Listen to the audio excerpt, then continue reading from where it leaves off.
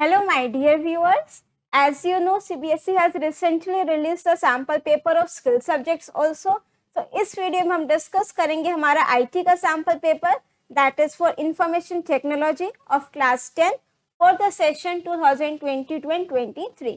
In our previous video, I told you कि how to download the sample paper and marking scheme. I hope अब तक तो आपने उसको डाउनलोड करके उसको अच्छे से चेक भी कर लिया होगा. बट अगर कहीं पर कोई भी डाउट है वो एकदम क्रिस्टल क्लियर हो जाएगा. रीजन हम इस वीडियो में कंप्लीट सैम्पल पेपर डिस्कस करेंगे with detailed explanation of each and every question. So now without any delay करते हैं वीडियो की शुरुआत. But before starting this video आपको तो पता ही है क्या करना है. अगर आप मेरे चैनल पर नए हैं या फिर अभी तक आपने चैनल को सब्सक्राइब नहीं किया है, किस चीज की वेट कर रहे हो, फटाफट से सबसे पहला काम चैनल को सब्सक्राइब कर दीजिए और साथ में इस बेल आइकन को भी प्रेस कर दीजिए सो दैट आगे आने वाली इसी तरीके से सारी अच्छी अच्छी वीडियोस की नोटिफिकेशन सबसे पहले आपके पास पहुंचे. और अगर वीडियो पसंद आ जाए, वो तो आएगी, आपके मैम ने इतनी मेहनत जो की है, तो इस वीडियो को दिल खोल कर अपना प्यार जरूर दीजिएगा. और वो आपको पता ही है कैसे करना है. ज्यादा कुछ नहीं, बस एक लाइक, एक शेयर और एक कमेंट इस वीडियो को जरूर देना. So now without any delay let's get start.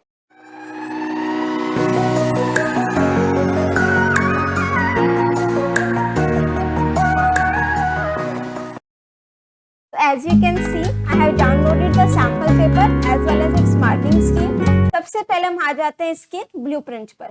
तो अगर हम ब्लूप्रिंट पर जरा ध्यान से नजर डालें तो जो आपका यूनिट 1 है that is communication skills and unit 5 that is green skills. इन दोनों ही यूनिट में से आपका एक भी क्वेश्चन नहीं आया हुआ है and we are expecting the same in your board exams as well, because जो आप लोगों का करिकुलम सीबीएसई ने रिलीज किया था उसमें ये चीज उन्होंने मेंशन की थी कि these are for your internal assessment. इसमें से आपका प्रैक्टिकल कवरेज बोर्ड एग्जाम में आप लोगों का क्वेश्चन नहीं आएगा. और जो सेल्फ मैनेजमेंट स्किल्स है इसमें से 1 मार्क के 2 क्वेश्चंस होंगे, 2 मार्क्स के भी 2 क्वेश्चंस होंगे. तो इसमें से आपके टोटल 4 क्वेश्चंस हो जाएंगे. And in your ICT skills इसमें आपका 1 मार्क्स की 2 क्वेश्चंस होंगे और 2 मार्क्स का एक क्वेश्चन होगा. टोटल क्वेश्चंस होंगे 3. एंटरप्रेन्योरियल स्किल्स में से आपके 1 मार्क के 2 क्वेश्चंस होंगे और 2 मार्क्स के भी 2 क्वेश्चंस होंगे. So total questions will be 4. तो अगर हम एम्प्लॉयबिलिटी स्किल्स की बात करें, आपको टोटल क्वेश्चंस होंगे 6 1 मार्क के और उसमें से आपको कोई 4 अटेम्प्ट करने होंगे. And in your 2 marks question जो आपके शॉर्ट आंसर टाइप क्वेश्चंस हैं, टोटल 5 क्वेश्चंस होंगे और आपको अटेम्प्ट करने हैं एनी 3. तो टोटल क्वेश्चंस 11 होंगे, आपको जो अटेम्प्ट करने होंगे दैट इज 7 और एम्प्लॉयबिलिटी स्किल्स आपका रहेगा 10 मार्क्स का. Now this is the blueprint of part B that is subject specific skills. इसमें जो आपकी फर्स्ट यूनिट है that is digital documentation. Digital documentation advanced में से आपका रहेगा 1 मार्क के 6 क्वेश्चंस होंगे, 2 मार्क्स का एक क्वेश्चन होगा, 4 मार्क का भी एक क्वेश्चन होगा. इलेक्ट्रॉनिक स्प्रेडशीट की अगर हम बात करें तो 1 मार्क के उसमें आपके 6 क्वेश्चंस होंगे, 2 मार्क्स के 2 क्वेश्चंस होंगे और 4 मार्क्स वाला एक क्वेश्चन होगा. डेटाबेस मैनेजमेंट सिस्टम 1 मार्क के 6 क्वेश्चंस होंगे, 2 मार्क्स का एक क्वेश्चन होगा और 4 मार्क्स के इसमें मेरे पास 2 लॉन्ग क्वेश्चंस आएंगे इस यूनिट में से. और वेब एप्लीकेशंस एंड सिक्योरिटी में से आपका 1 मार्क के 6 क्वेश्चंस होंगे, 2 मार्क्स के 2 क्वेश्चंस होंगे और 4 मार्क का मेरे पास एक क्वेश्चन रहेगा. तो टोटल एम्प्लॉयबिलिटी स्किल्स जो आपकी वो 40 मार्क्स की रहेगी. टोटल सब्जेक्ट स्पेसिफिक स्किल्स आपका 40 मार्क्स का रहेगा और एम्प्लॉयबिलिटी स्किल्स आपका 10 मार्क्स का रहेगा. और टोटल थ्योरेटिकल पेपर आपका हो जाता है 10 + 40 दैट इज 50 मार्क्स. राइट. अब हम आ जाते हैं हमारा क्वेश्चन आंसर्स पर. इंस्ट्रक्शंस एक बार ही देख लेते हैं. Please read the instructions carefully. This question paper consist of 21 questions in 2 sections, section A and section B. Means आपका जो पेपर होगा that will be divided into 2 sections और आपके टोटल नंबर ऑफ क्वेश्चंस होंगे 21. सेक्शन ए आपका objective type questions होंगे. वो आपके एमसीक्यूज हो सकते हैं, ट्रू फॉल्स हो सकते हैं, फिल इन द ब्लैंक्स हो सकते हैं, 1 मार्क क्वेश्चंस हो सकते हैं. वेयरएज जो आपका सेक्शन बी होगा उसमें आपके सब्जेक्टिव टाइप क्वेश्चंस होंगे. Out of the given 5 + 6 that is 21 questions में से a candidate has to answer 5 + 10 that is 50 questions in the allotted time. ये जो आपका मीन्स कितने क्वेश्चंस अटेम्प्ट करने हैं ये आपको हर एक क्वेश्चन के साथ डिटेल में लिखा हुआ है. All questions of a particular section must be attempted in the correct order. Section A आपको ऑब्जेक्टिव टाइप क्वेश्चंस हैं, 24 मार्क्स के हैं, 5 क्वेश्चंस हैं इसमें, उसके फर्दर पार्ट्स हैं, ठीक है। अब हम जरा आ जाते हैं हमारे सेक्शन ए पर।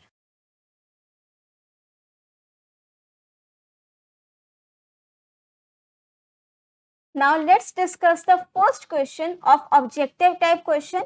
और जो आप लोगों का फर्स्ट क्वेश्चन है that is answer any 4 out of the given 6 questions on employability skill. Section A में ही आपके फर्दर आपके 5 क्वेश्चंस हैं, जिसमें आपके जो ऑब्जेक्टिव टाइप क्वेश्चंस है वो आपके एम्प्लॉयबिलिटी स्किल्स में से भी हैं, प्लस आपके सब्जेक्ट स्पेसिफिक स्किल्स में से भी हैं। तो आपका जो फर्स्ट क्वेश्चन है उसमें आपके एम्प्लॉयबिलिटी स्किल्स के क्वेश्चन है। टोटल क्वेश्चन 6 हैं and you have to attempt any 4। तो फर्स्ट क्वेश्चन हम देखेंगे that is dash operating system enables multiple users to work on the same computer at different times or simultaneously। Operating system की बात हो रही है, enables multiple users, तो that means एक से ज्यादा यूजर्स की बात हो रही है। तो एक से ज्यादा यूजर्स की बात हो रही है तो वो मेरा कौन से टाइप का ऑपरेटिंग सिस्टम होगा? हम ऑप्शंस देखते हैं पहले।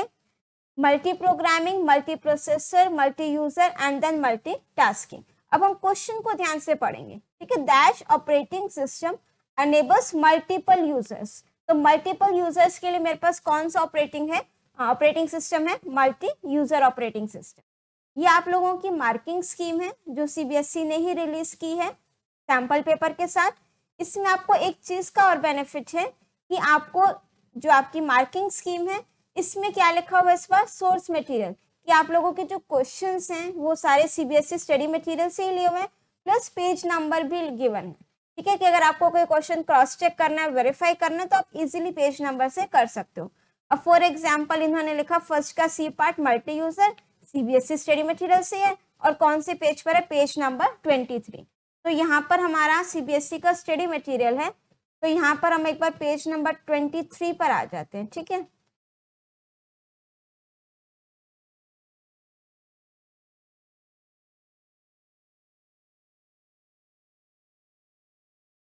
तो this is page number 24 and now this is 23।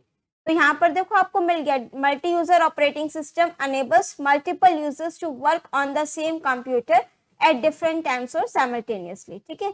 अगर आपको पता हो तो मैंने अपनी सारी वीडियोस में यही बोला है कि जो सीबीएसई का आईटी का पेपर है स्पेशली, वो आपका सीबीएसई के स्टडी मटेरियल से ही आता है।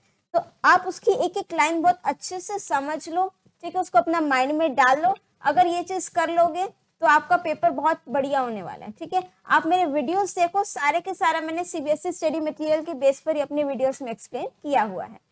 अब हम आ जाते हैं हमारा सेकंड क्वेश्चन पर, that is dash is a series of posters and breathing exercises practice to achieve the control of body and mind. देखो अब ऑप्शंस क्या है? पोस्टर्स की बात हो रही है, body poster, breathing exercise, breathe in breathe out, ठीक है। तो हम ये चीज किस में करते हैं?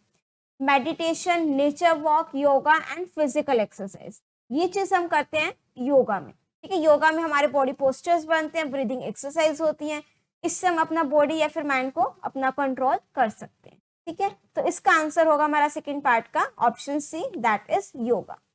Now next third part, from the following statements which one is not correct about the qualities of an entrepreneur. इसमें से आपकी एंटरप्रेन्योर की कौन सी जो आपको ऑप्शंस गिवन है इसमें से आपको बताना है कि एंटरप्रेन्योर में कौन सी क्वालिटी नहीं होती।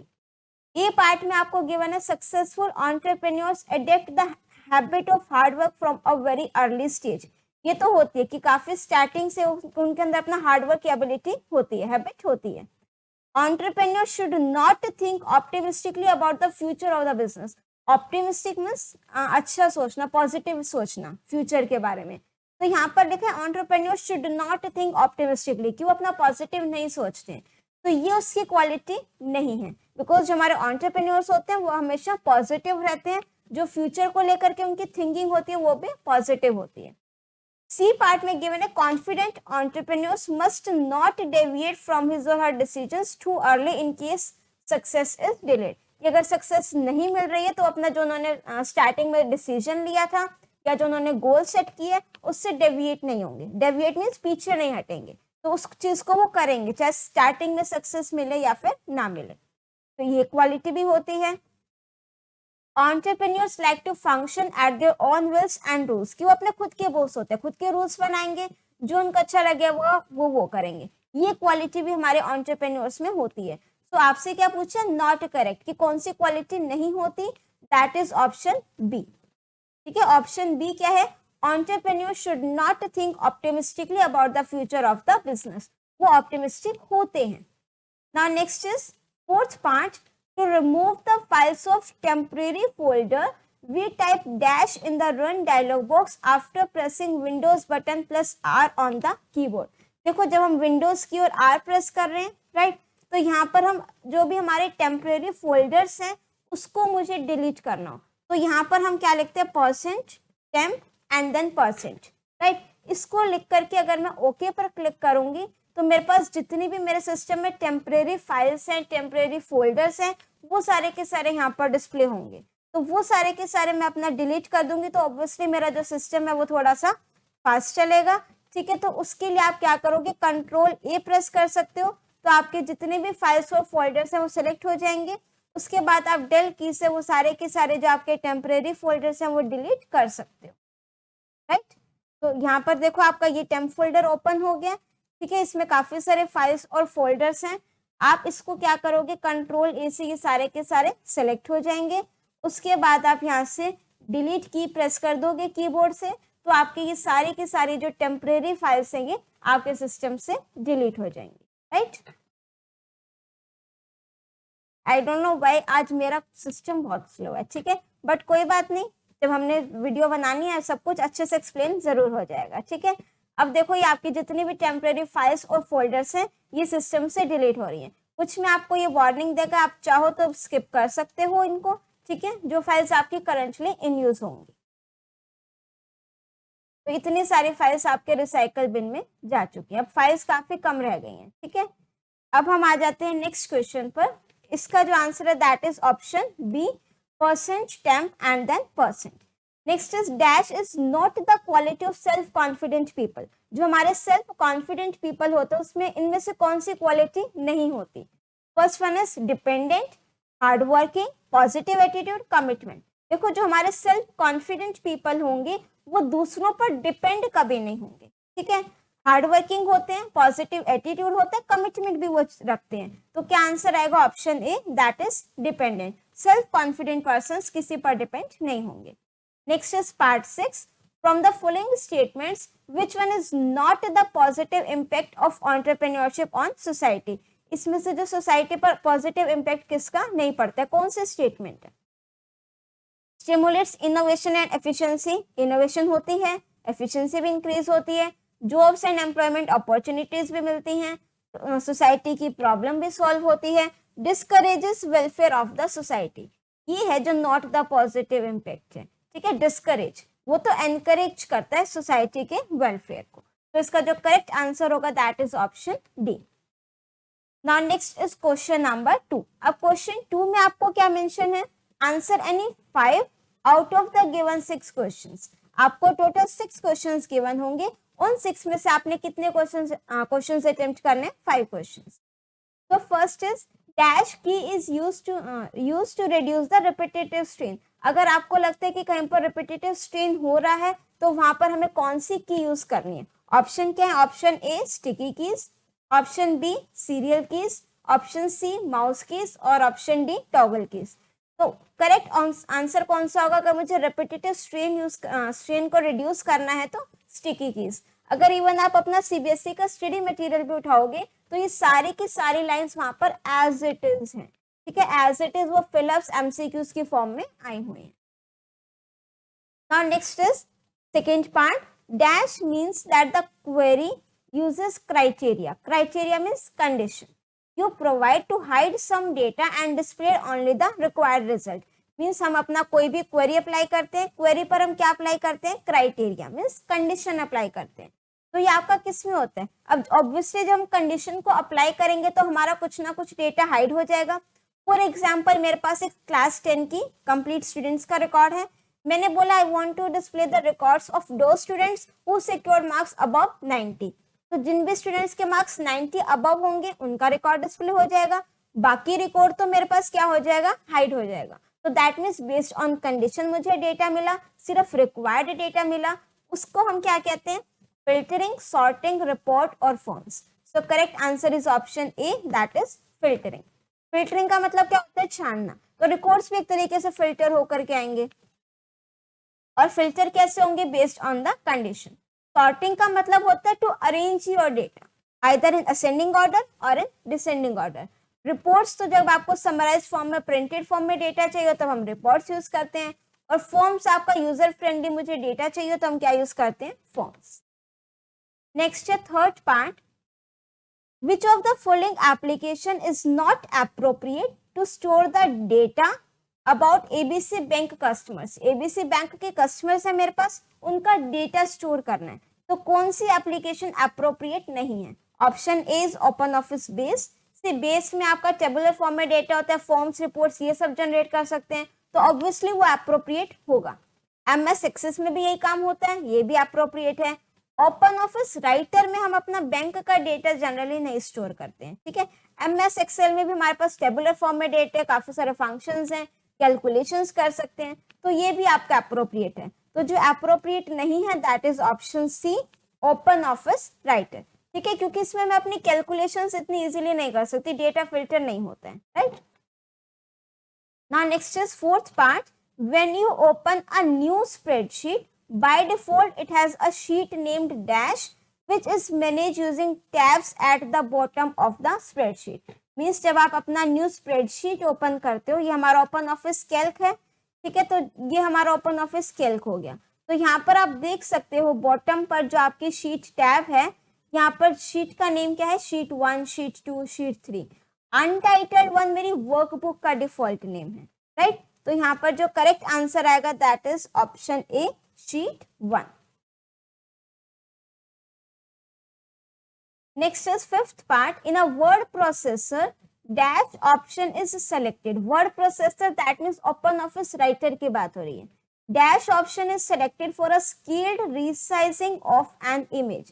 अगर मुझे अपनी इमेज को रिसाइज करना हो, स्केलिंग रखनी हो, तो हम अपना कौन सा ऑप्शन यूज करेंगे। तो इसके लिए हमारे पास जो ऑप्शन रहेगा that is keep ratio, right. Keep ratio एक होता है मेरे पास कीप स्केलिंग साइज का, एक कीप रेशो का, ठीक है, कीप स्केल। अब अगर मैं आपको इसका ओपन ऑफिस राइटर ओपन करें,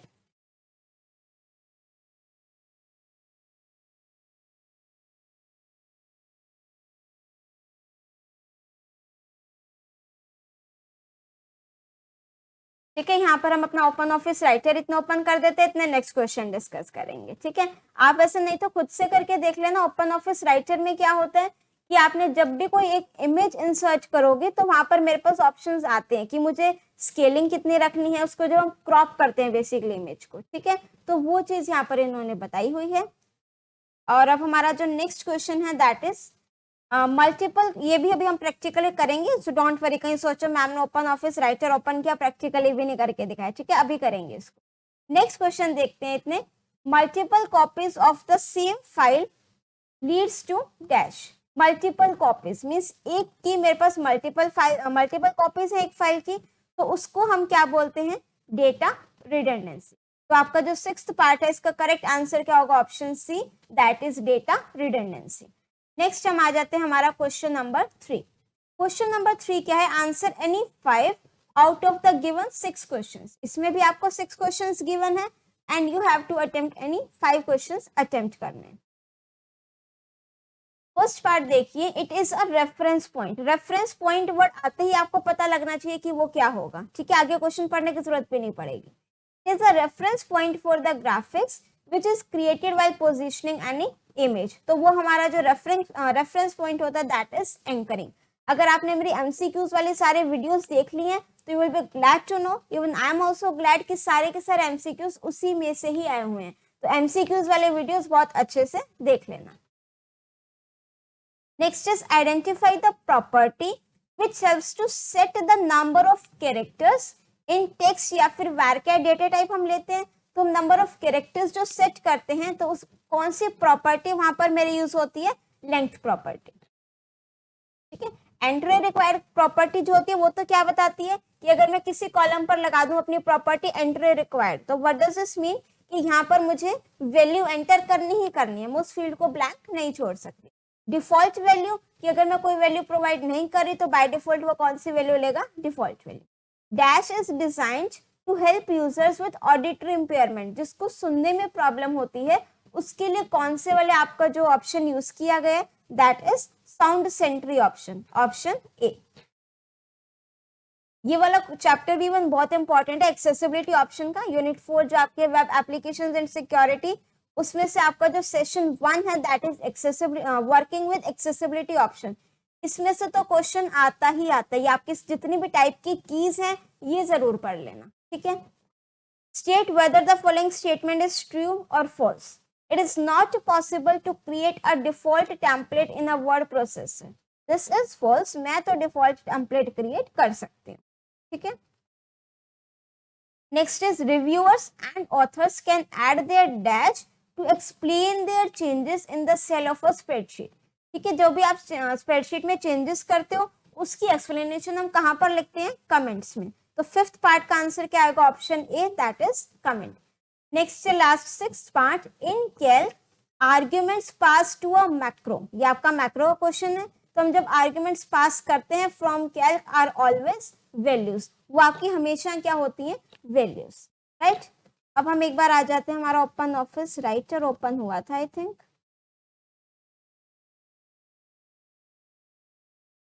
राइट। ये हमारा ओपन ऑफिस राइटर है। यहाँ से सपोज मैंने टूल्स में जाकर के गैलरी में से कोई एक इमेज ले ली, राइट। इतने हमारा जो वो वाला क्वेश्चन था कीप रेशियो वाला, दैट इज फिफ्थ पार्ट था, वो हमारा क्वेश्चन नंबर 2 के लिए, ठीक है। यहाँ पर आप अपना गैलरी में से कोई भी इमेज इंसर्ट कर लो, ठीक है। लेट सपोज हमने यहाँ से ले लिया एनवायरमेंट, और इसकी बजाय ना इंसर्ट में पिक्चर में जाकर के लेते हैं तो आपको और अच्छे से क्लियर होगा। ये बाय मिस्टेक मैंने, हाँ चलो, फ्रॉम फाइल। अब आपका डायलॉग बॉक्स ओपन होगा, जो भी इमेज आपने इंसर्ट करनी है वो आप इंसर्ट कर सकते हो, ठीक है। उस पर हम अप्लाई करेंगे क्योंकि इसमें आपको वो अच्छे से क्लियर नहीं होगा, ठीक है। वो कीप रेशियो वाला ऑप्शन,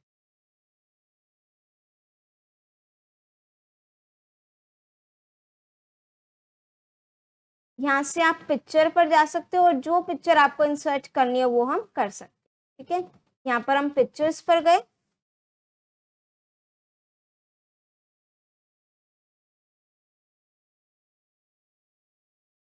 नाउ लेट सपोज मुझे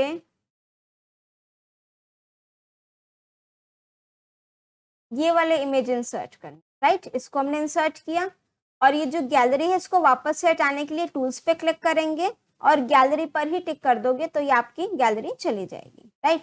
ये आपका यहाँ से पिक्चर टूल बार है। अब सर हम इस पे राइट क्लिक करेंगे तो मेरे पास पिक्चर का ऑप्शन आता है, यहाँ पर मेरे पास ऑप्शन आता है क्रॉप का। देखो यहाँ पर आपको दो ऑप्शंस मिल रहे हैं, कीप स्केल और एक कीप इमेज साइज। तो आपका जो है that is in a word processor dash option is selected for scaled resize of an image. अब आपका कौन सा ऑप्शन है, कीप रेशियो, ठीक है। तो दैट मीन्स आप यहाँ से अपना सेलेक्ट कर सकते हो, keep image size, keep scale, keep ratio, ठीक है। कीप स्केलिंग में क्या होता है, देखो अगर मैं यहाँ से इसको सिलेक्ट कर रही हूँ, क्रॉप हो रहा है, टॉप से मैंने सेलेक्ट कर दिया। कीप स्केल से क्या होगा, जो इमेज की हाइट और विड्थ है वो भी चेंज हो जाएगी क्रॉप होने के साथ साथ, ठीक है। स्केलिंग में क्या होगा, अगर मैं इमेज को क्रॉप कर रही हूँ तो उसकी जो हाइट और विड्थ है वो चेंज हो जाएगी। अब मैंने वापस से इसको अंडू किया, पिक्चर ऑप्शन पर गए, यहाँ से मैंने क्या लिखा, कीप इमेज साइज। क्या मुझे जितना क्रॉप करना है मैं वो क्रॉप तो कर सकती हूँ, बट क्रॉप्ड एरिया उतनी ही पिक्चर में आएगा, ठीक है। अब मेरे पास पिक्चर का साइज मीन्स हाइट और विड्थ उसके चेंज नहीं हुए। अब हम आ जाते हैं हमारा नेक्स्ट क्वेश्चन पर, दैट इज क्वेश्चन नंबर 4। तो क्वेश्चन नंबर 4 में आपका जो फर्स्ट पार्ट है that is identify the website that offers offline blog service for free. Offline blog service मुझे कौन प्रोवाइड करते हैं, BlogDesk, Qumana, WordPress, both A and B. तो इसका जो करेक्ट आंसर होगा that is option D, both A and B, BlogDesk भी और क्यूमेना भी दोनों ही मुझे क्या प्रोवाइड करते हैं, offline blog service. Now next is second part, that is John has written a book consisting of 15 chapters. He wanted to make the index of the book. Suggest him the option used to create the index automatically in a word processor. कि word processor में जो आप लोगों का index है वो automatically create हो जाए, कौन सा option है? Option A, that is tables, mail merge, columns और table of content. तो जो correct answer है that is option D, that is table of content. Now moving to the third part, the length of the field value of text data type is dash characters by default in DBMS. कि आपका जो carry या वैर हम text data type लेते हैं उसमें जो फील्ड की वैल्यू है वो बाय डिफॉल्ट कितनी कैरेक्टर्स की होती है, 50 कैरेक्टर्स.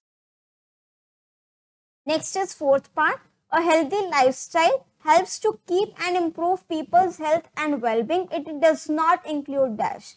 हेल्दी लाइफस्टाइल सभी को पता है क्या होता है, उससे हमारी हेल्थ इंप्रूव होती है, वेलबींग इंप्रूव होती है, ठीक है, पॉजिटिव वाइब्स रहती हैं.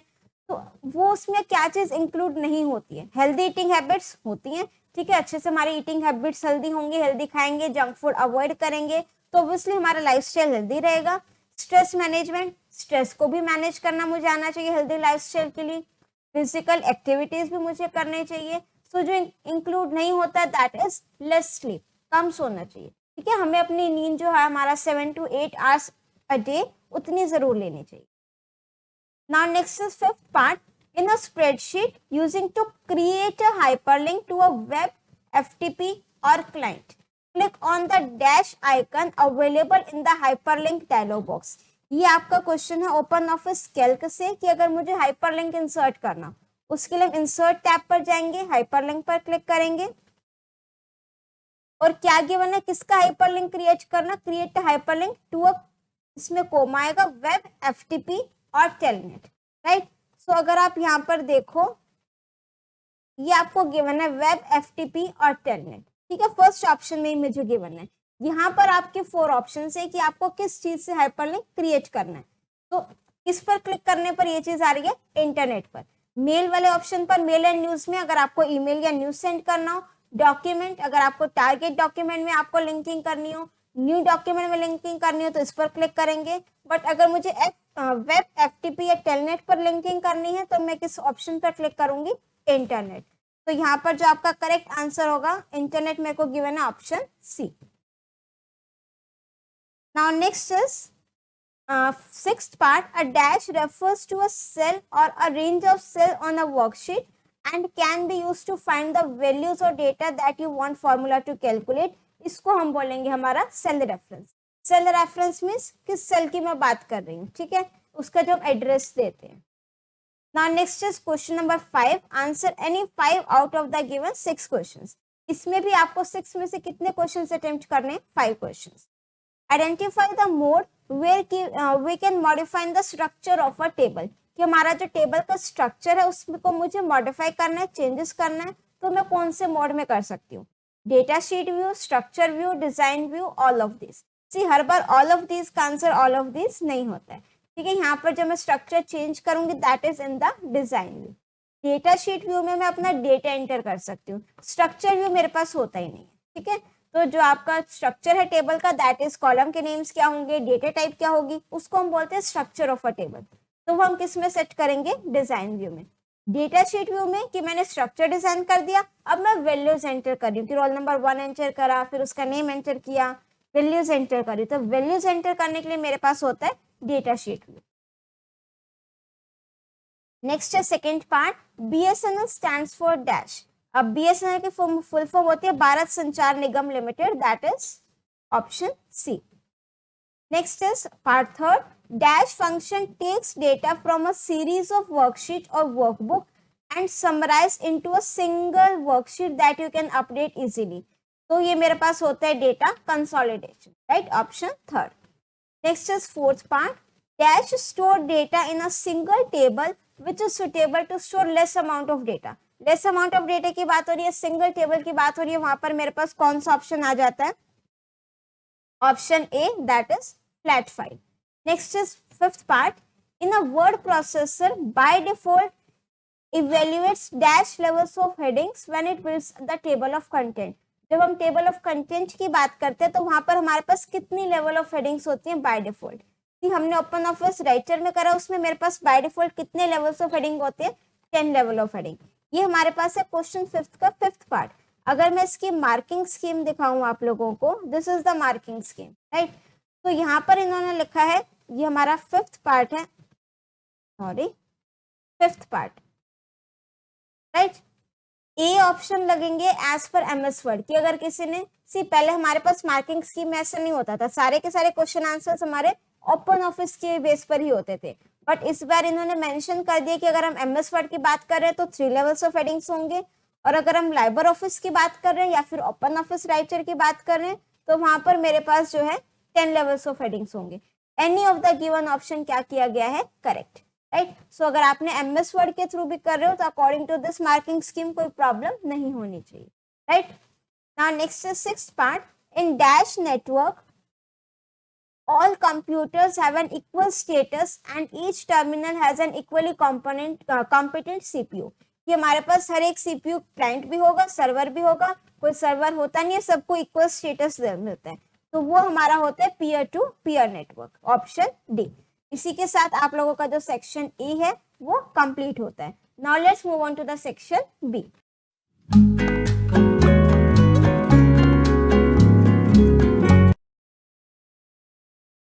ना जो आप लोगों का सेक्शन बी है that is subjective type questions है। इसमें आपके answer any 3 out of the given 5 questions on employability skills.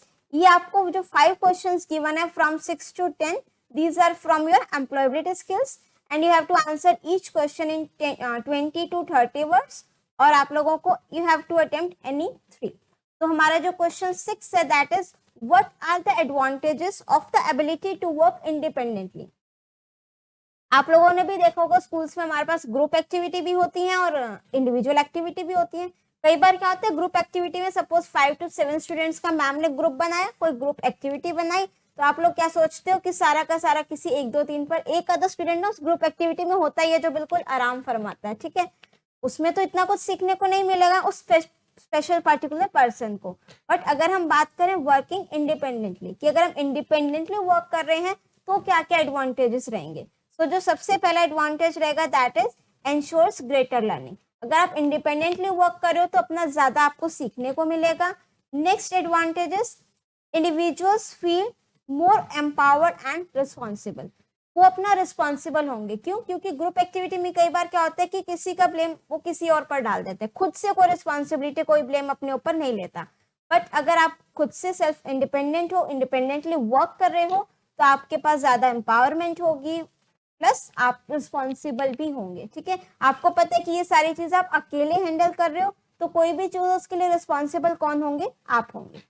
Next है third advantage, it provides flexibility to choose and define working hours and working mechanism. आप अपने according working hours set कर सकते हो, ठीक है। आपको ग्रुप एक्टिविटी में क्या है कि जब सारे के सारे पर्सन एक टाइम पर फ्री होंगे तब हम वो मिलकर के ग्रुप एक्टिविटी कर सकते हैं। बट अगर आप इंडिपेंडेंटली वर्क कर रहे हो तो वर्किंग आवर्स की दिक्कत नहीं होगी, आप फ्लेक्सिबिलिटी अपने अकॉर्डिंग चूज कर सकते हो। Next is failure and success of the task assigned are accounted by individuals. Failure हुआ तब भी वो इंडिविजुअल रिस्पॉन्सिबल है, और सक्सेस हुई तब भी वो इंडिविजुअल रिस्पॉन्सिबल है। और next last advantage is individuals become assets to the organisations, groups and nations at large, ठीक है। वो इंडिविजुअल इतना अच्छा परफॉर्म करेंगे, जब वो इंडिपेंडेंटली वर्क करेंगे तो वो उस ऑर्गेनाइजेशन के एसेट बन जाते हैं। And it ensures creativity and satisfaction among individuals. जो इंडिविजुअल्स होते हैं जब वो अकेले काम करते हैं ना, आप भी कभी ट्राई करना, कोई भी वर्क इंडिपेंडेंटली करो, आपके अंदर रिस्पॉन्सिबिलिटी भी आएगी, आप क्रिएटिव भी होगे, प्लस और ज्यादा कुछ ना कुछ नया सीखने को जरूर मिलेगा, राइट। नेक्स्ट हमारे पास है question number 7, that is name the stress causal agent. तो मेरे पास जो स्ट्रेस कॉजल एजेंट हैं दैट आर, मेरे पास कौन कौन से हैं, mental stress, physical stress, social stress and financial stress, ठीक है। 4 स्ट्रेस कॉजल एजेंट है जिसकी वजह से मुझे स्ट्रेस हो सकता है। मेंटल स्ट्रेस जो आप लोगों का मेंटल इफेक्ट करे, फिजिकल स्ट्रेस जो आप लोगों को फिजिकल इफेक्ट करे, सोशल स्ट्रेस, जो आप लोगों को सोसाइटी की तरफ से स्ट्रेस हो, financial stress related to money. Next हमारे पास है what do you mean by disk defragmentation. Question number 8, disk defragmentation. Defragment का मतलब क्या होता है? किसी भी चीज को पार्ट्स में डिवाइड कर देना, ठीक है। तो डिस्क डिफ्रेगमेंटेशन में हम क्या करते हैं, अपने डिस्क को स्मॉल पार्ट्स में फ्रेगमेंट कर देते हैं, डिवाइड कर देते हैं। A disk defragmentation removes all unnecessary information. वैसे मेरे पास डिस्क फ्रेगमेंटेशन डिफ्रेगमेंटेशन दोनों प्रोसेस होते हैं, ठीक है। पर डिफ्रेगमेंटेशन क्या करते हैं, जितने भी अननेसेसरी इंफॉर्मेशन है जो आप लोगों को रिक्वायर्ड नहीं है, उसको ये क्या कर देते हैं, रिमूव कर देते हैं। और it should be done at regular intervals, means आपको टाइम टू टाइम अपना डिस्क डिफ्रेगमेंट करते रहना चाहिए। और इससे क्या होगा कि अगर आपका जो डिस्क, जो हमारा जो स्पेस है जो फ्री हुआ है, उसको मैं और किसी काम में यूज कर सकती हूँ। नेक्स्ट है question number 9, explain any 2 myths about entrepreneurship. Entrepreneurship के आपको क्या बताने हैं, मिथ्स। मिथ्स मीन्स मिसकंसेप्शंस, भ्रम जिसको हम बोलते हैं, ठीक है, गलत फहमी। अब फर्स्ट मिसकंसेप्शन क्या है? The misconception is that every business idea needs to be unique और स्पेशल। कि आप क्या सोच रहे हो कि कोई भी आपका जो आइडिया हो वो यूनिक होना चाहिए, स्पेशल होना चाहिए, अदरवाइज बिजनेस स्टार्ट करने का या एंटरप्राइज बनाने का कोई फायदा नहीं। This is a myth. Each entrepreneur saw customer demand. Her entrepreneur क्या करेगा, कस्टमर की डिमांड देखेगा और बिजनेस में मार्केट में एक नया आइडिया लेकर के आएगा, ठीक है। अगर वो चीज ऑलरेडी मार्केट में है तो उसमें वो कुछ ना कुछ अपनी क्रिएटिविटी जरूर ऐड करेगा, इनोवेशन वो अपना जरूर ऐड ऑन करेगा।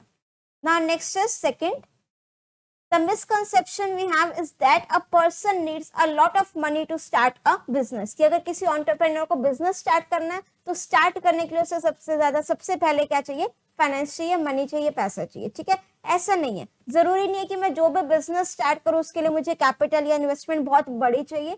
आपके पास जितना अमाउंट है आप उसी से ही स्टार्टअप कर सकते हो। और अगर आपने उससे से स्टार्ट कर दिया, बाद में बिजनेस फ्लरिश कर गया, आपको प्रॉफिट हो गया, तो उस पैसे से ऑब्वियसली आप अपना बिजनेस और एक्सपेंड कर सकते हो। थर्ड मिसकंसेप्शन क्या है? अ misconception is that only a person having a big business is an entrepreneur. कि जिसका बहुत बड़ा बिजनेस है वो एंटरप्रेन्योर है, ऐसा नहीं है। कोई बिजनेस बड़ा या छोटा नहीं होता है, ठीक है। अगर वो अच्छे से कस्टमर्स के रिक्वायरमेंट्स को फुलफिल कर रहा है, जो कस्टमर्स की डिमांड है, अगर मेरा बिजनेस वो फुलफिल कर रहा है तो ऑब्वियसली मैं एक एंटरप्रेन्योर हूँ। Most businesses start small, it becomes big with hard work and creativity। Starting में तो कोई बड़ा नहीं हो जाता, ठीक है। अब अगर सपोज किसी के एग्जाम में भी 99 या 100% मार्क्स आए हैं तो क्या सोचोगे, एकदम से आगे? बेटा उसकी पूरे साल की, एक दिन की, एक घंटे की इतनी मेहनत होती है, ठीक है। ऐसे कोई भी बिजनेस हो, अगर आपको लग रहा है कि वो इतनी ऊंचाइयों पर है, कोई भी आप फेमस पर्सनालिटी का नेम ले सकते हो, ठीक है। तो आपको क्या लगता है कि वो एकदम से इतनी पोजीशन पर आ गया? नहीं, हर कोई स्टार्ट तो किससे करता है, बिल्कुल बिगिनिंग से, बिल्कुल स्टार्टिंग से, स्मॉल लेवल से। फिर वो धीरे धीरे बिजनेस क्या होता रहता है, एक्सपेंड होता रहता है, ठीक है। Now next is fourth point, a misconception we have is that entrepreneurs are born not made. कि इतना टैलेंट तो वो बाय बर्थ ही होता है, कहते हैं ना कि नेचुरल टैलेंट है, ऐसा नहीं है, ठीक है। Entrepreneurs are born not made, ऐसा नहीं है, this is a myth. Hardworking से, इनोवेटिव आइडिया से, क्रिएटिविटी से कोई भी पर्सन एंटरप्रेन्योर बन सकता है। Now next is question number 10 आपका है कि you have to write the roles of entrepreneur. कि एंटरप्रेन्योर के रोल्स कौन कौन से? 4 रोल्स लिखने आपको, 2 मार्क्स का क्वेश्चन है। तो आपका जो लिख सकते हो, कोऑर्डिनेटिंग रोल सबको लेकर के चलता है, ठीक है। मेरे पास ऑर्गेनाइजेशन में काफी सारे एम्प्लॉइज हैं, सबको, सारे डिपार्टमेंट्स को मुझे लेकर के चलना है, कोऑर्डिनेशन करना है। अब देखो, परचेज डिपार्टमेंट और सेल्स डिपार्टमेंट का कोऑर्डिनेशन होना चाहिए, साथ में फाइनेंस डिपार्टमेंट का भी इन सबके साथ कोऑर्डिनेशन होना चाहिए। अगर वो सारे डिपार्टमेंट अलग अलग काम कर रहे हैं, कोई कोऑर्डिनेशन ही नहीं है, तो काम नहीं चलेगा। तो एंटरप्रेन्योर अपने कोऑर्डिनेशन भी करते हैं सभी डिपार्टमेंट में, सभी एम्प्लॉइज के बीच में।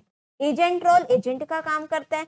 इनोवेटर्स रोल, हमारे जो एंटरप्रेन्योर्स हैं नए नए आइडियाज इन्वेंट करते हैं, क्रिएटिविटी लाते हैं मार्केट में, तो वो इनोवेटर्स का रोल भी प्ले करते हैं। Risk assumption role, risk assumption role means कि उनमें रिस्क टेकिंग फैक्टर होता है। ऐसा नहीं है कि वो बिना रिस्क लिए बिजनेस करते रहे, कहीं ना कहीं अगर जो हमारे अच्छे एंटरप्रेन्योर होंगे वो रिस्क जरूर लेंगे। तो रिस्क लेते हैं तो उस टाइम पर वो कौन सा रोल प्ले कर रहे हैं, रिस्क एजम्पशन रोल। नेक्स्ट है imitating role. Imitating role means, imitate means किसी की कॉपी करना, ठीक है। तो कई बार क्या होता है कि कोई प्रोडक्ट मार्केट में लॉन्च करना है, कस्टमर के रिक्वायरमेंट है, तो उन्होंने कुछ चीज तो इमिटेट कर ली, बट वो उसमें भी अपना कुछ ना कुछ नया इन्वेंट जरूर करेंगे।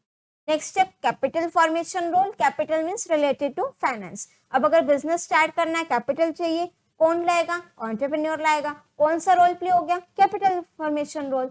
Employment generation role. Employment means job opportunities भी हमारे एंटरप्रेन्योर्स प्रोवाइड करते हैं, ठीक है, तो यहाँ पर आप कोई भी रोल्स इसमें से लिख सकते हो।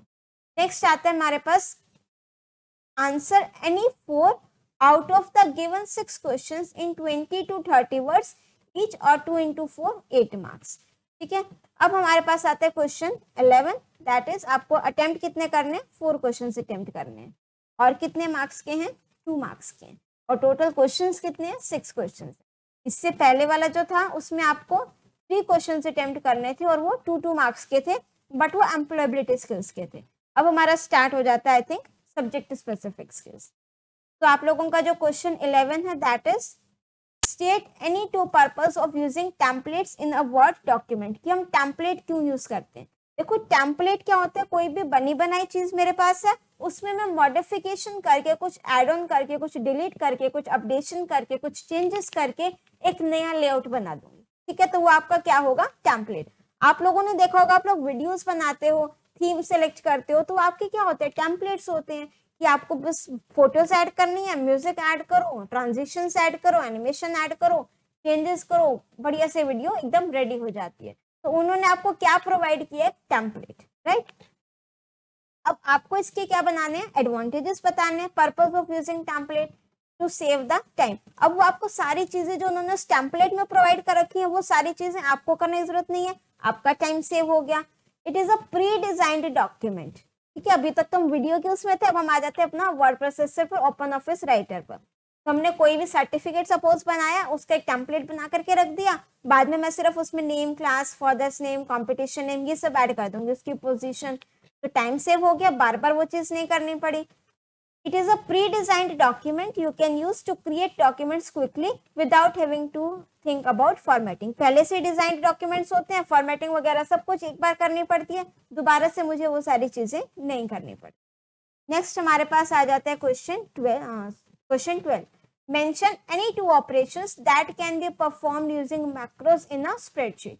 मैक्रोस की हेल्प से तो देखो वैसे मैं काफी सारे फंक्शंस या ऑपरेशंस परफॉर्म कर सकती हूँ। Macros are used to perform different types of operations in a spreadsheet. Macros basically होते क्या है? जो भी आप अपना कीबोर्ड से कीज प्रेस कर रहे हो, कुछ फॉर्मेटिंग कर रहे हो, उसको एक चीज को एक तरीके से रिकॉर्ड करके रख लेते हैं, ठीक है। फिर आपको बार बार वो चीज, वो टास्क परफॉर्म करने की रिक्वायरमेंट नहीं पड़ती, आप अपने सिंपली क्या रन कर देते हो? मैक्रो। तो यहाँ पर हम कौन कौन से ऑपरेशन परफॉर्म कर सकते हैं मैक्रो के through? Formatting settings to be applied repeatedly in spreadsheet. ये तो आपने मेरे अगर मैक्रोस की वीडियोस देखी है, फॉर्मेटिंग का एग्जांपल भी हमने कर रखा है मैक्रोस के थ्रू, राइट। सॉर्टिंग डेटा भी हमने कर रखा है मैक्रोस के through. Applying any mathematical functions और फॉर्मूलाज, ये भी हमने जब प्रैक्टिकल फाइल वाली सीरीज चल रही है उसमें जो मैक्रोस का क्वेश्चन है वो इसी मैथमेटिकल फंक्शंस पर ही बेस है। तो ये सारे हमने कर भी रखे हैं कि मैक्रोस को हम किस तरीके से अप्लाई कर सकते हैं। नेक्स्ट है question number 13। What do you mean by the hyperlink in spreadsheet? Give 2 different types of hyperlinks that can be used in a spreadsheet. अब देखो हाइपरलिंक मेरे पास क्या होता है? हाइपरलिंक का मतलब कोई भी लिंक जिस पर आप क्लिक करो उसकी डिटेल एक्सप्लेनेशन आपको मिल जाए, वो आपके सेम उसी पेज पर भी हो सकता है, एक्सटर्नल पेज पर भी हो सकता है। तो हाइपरलिंक बेसिकली होता क्या है? It can be used in Calc to jump to a different location from within a spreadsheet. Spreadsheet से सपोज आपने कहीं का भी हाइपरलिंक क्रिएट किया, हम किसी लाइक वेबसाइट का हाइपरलिंक क्रिएट कर सकते हैं, किसी दूसरी स्प्रेडशीट का हाइपरलिंक क्रिएट कर सकते हैं, किसी फाइल का हाइपरलिंक क्रिएट कर सकते हैं, किसी टेक्स्ट का हाइपरलिंक क्रिएट कर सकते हैं। तो जब हम उस हाइपरलिंक पर क्लिक करेंगे आप उस दूसरी लोकेशन पर जंप कर जाओगे and can lead to other parts of the current file to different file. और इसमें आपके 2 टाइप के पूछे, रिलेटिव और एब्सोल्यूट हाइपरलिंक। एब्सोल्यूट हाइपरलिंक जिसमें मैं अपना जो हाइपरलिंक का पाथ है वो हम देते हैं starting from the root directory, from the topmost level. और रिलेटिव हाइपरलिंक में हमारा जो पाथ होगा वो हम कैसे प्रोवाइड करते हैं? It is related to the current working directory, जिस पर करंट वर्किंग डायरेक्टरी जिस पर एट प्रेजेंट मैं काम कर रही हूँ, जिस डायरेक्टरी में वहां से अगर मैं अपना पाथ दूं तो आपका कौन सा होगा, रिलेटिव हाइपरलिंक। वेयरएज जो हमारा एब्सोल्यूट हाइपरलिंक है दैट मींस कि आप from the root level, from the top level, वहां से अगर आप पाथ दे रहे हो तो आपका कौन सा होगा, एब्सोल्यूट हाइपरलिंक। नेक्स्ट है question number 14, list numeric and alpha numeric data types in open office base. अब देखो न्यूमेरिक और अल्फा न्यूमेरिक डेटा टाइप्स बताने हैं। न्यूमेरिक डेटा टाइप्स मेरे पास कौन से होते हैं, जो आपके सिर्फ नंबर्स को स्टोर कर सकता है, उसमें मैं स्पेशल कैरेक्टर्स नहीं लिख सकती, उसमें मैं अल्फाबेट्स नहीं लिख सकती। न्यूमेरिक डेटा टाइप्स में सिर्फ नंबर्स। और ये मेरे पास कौन कौन से होते हैं, ten integer, small integer, integer, big integer, decimal, real, float, double, Boolean, ये सारे। अल्फा न्यूमेरिक डेटा टाइप्स जिसमें मैं अल्फाबेट्स भी लिख सकती हूँ और न्यूमेरिक सिंबल्स, नंबर्स भी लिख सकती हूँ। वो आप मीन्स बेसिकली सब कुछ इसमें हम लिख सकते हैं। तो वो आपके कौन से हो गए डेटा टाइप्स, लाइक कैर हो गया, वैर कैर इग्नोर केस, लॉन्ग वैर कैर, मेमो, ये सारे आपके कौन से होते हैं, alpha numeric data types. Next is question number 15, that is differentiate between filter keys and toggle keys in Microsoft Windows। देखो कीज वाला क्वेश्चन तो मैंने आपको बहुत बार बता दिया, टाइप्स ऑफ कीज, इससे तो क्वेश्चन आना ही आना, समझ मान के चलो, ये टॉपिक बहुत इंपॉर्टेंट है। अब फिल्टर कीज मेरे पास कौन सी होती है, देखो फिल्टर का मतलब क्या होता है, कोई भी चीज को छानना। अब यहाँ पर हम क्या करेंगे, जिनको हैंड स्ट्रेन होता है, मीन्स हैंड में प्रॉब्लम होती है, फॉर एग्जाम्पल किसी को हैंड में प्रॉब्लम होती है, हैंड ऐसे बार बार हिलता रहता है, ठीक है, फिर मीन्स रुकता नहीं है, इस तरीके से हिलता रहा, मूवमेंट होती रहती है। तो अगर वो बंदा कीबोर्ड से कीज प्रेस करेगा तो ऑब्वियसली वो सेम कीज, एक ही कीज बार बार, ठीक है, ऑब्वियसली वो प्रेस होएगी। तो उस टाइम पर वो कौन सी कीज अप्लाई होती है मेरे पास, फिल्टर कीज। तो जो कीज मेरे पास बार बार रिपीट हो गई है ना, उसको वो फिल्टर कर देता है, एक बार कर देता है। बट यहाँ पर प्रॉब्लम कब आती है, जब किसी वर्ड में मेरे पास ऑलरेडी दो वर्ड्स आने हो, ठीक है, मीन्स दो सेम कैरेक्टर्स आने हो, लाइक सेशन वर्ड है, सेशन में डबल एस आ रहा है, इस तरीके से। तो filter key is an accessibility function that tells the keyboard to ignore brief और रिपीटेड की स्ट्रोक्स। जो आपके रिपीटेड की स्ट्रोक्स हैं उसको इग्नोर कर देगा, making typing easier for people with hand tremors. जिनको हैंड में प्रॉब्लम है, कीबोर्ड से सही से कीज प्रेस नहीं होती, उनके लिए आपकी कौन सी होती है, फिल्टर कीज। अब उसके बाद नेक्स्ट मेरे पास आता है टॉगल कीज। टॉगल का मतलब क्या होता है, ऑन ऑफ, ठीक है। अब वो कौन कौन सी कीज है मेरे पास, कैप्स लॉक की है, नम लॉक की है, स्क्रॉल लॉक की है, जो ऑन और ऑफ होती हैं। अब देखो कई बार क्या होता है, मैंने कैप्स लॉक की प्रेस करी, वो ऑन तो हो गई, बट जिनको देखने में प्रॉब्लम है, वो ब्लिंकिंग लाइट नहीं दिख रही है, जिनको विजन प्रॉब्लम है, उनको नहीं पता लगेगा कि कैप्स लॉक की ऑन है या ऑफ है, तो वहां पर हम कौन सी कीज यूज करते हैं, टॉगल कीज। उससे क्या होगा, अगर मैं टॉगल कीज को ऑन कर रही हूँ तो एक ऑप्शन ऑन कर दिया, फिर जब मैंने कैप्स लॉक की को ऑन किया तो एक बीप साउंड आती है, ठीक है, तो दैट मीन्स वो पर्सन समझ जाएगा कि हाँ कैप्स लॉक की ऑन हो गई। फिर उसको ऑफ करेंगे, फिर एक और बीप साउंड आती है कि वो ऑफ हो गई, और जो बीप साउंड ऑन और ऑफ की वो डिफरेंट है, ताकि मैं आइडेंटिफाई कर सकूं कि कैप्स लॉक की ऑन हुई है या फिर ऑफ हुई है, right. So toggle keys is an accessibility function which is designed for people who have vision impairment or cognitive disability। ठीक है, ऑब्वियसली जिसको विजन इम्पेयरमेंट है, देखने में प्रॉब्लम है, उसको जो आपने कैप्स लॉक की ऑन की, वो स्मॉल से एक लाइट चलती है, उसको विजिबल नहीं है, ठीक है। So when toggle keys is turned on, computer emits a sound cue when locking keys are pressed. अगर आप विश्वास करो अपनी मैम की बात का, तो एक बार ना वर्किंग विद जो आपका वेब एप्लीकेशन एंड सिक्योरिटी वाली प्लेलिस्ट है, उसमें सेशन 1 है working with accessibility option, types of keys he mention है सारी की सारी।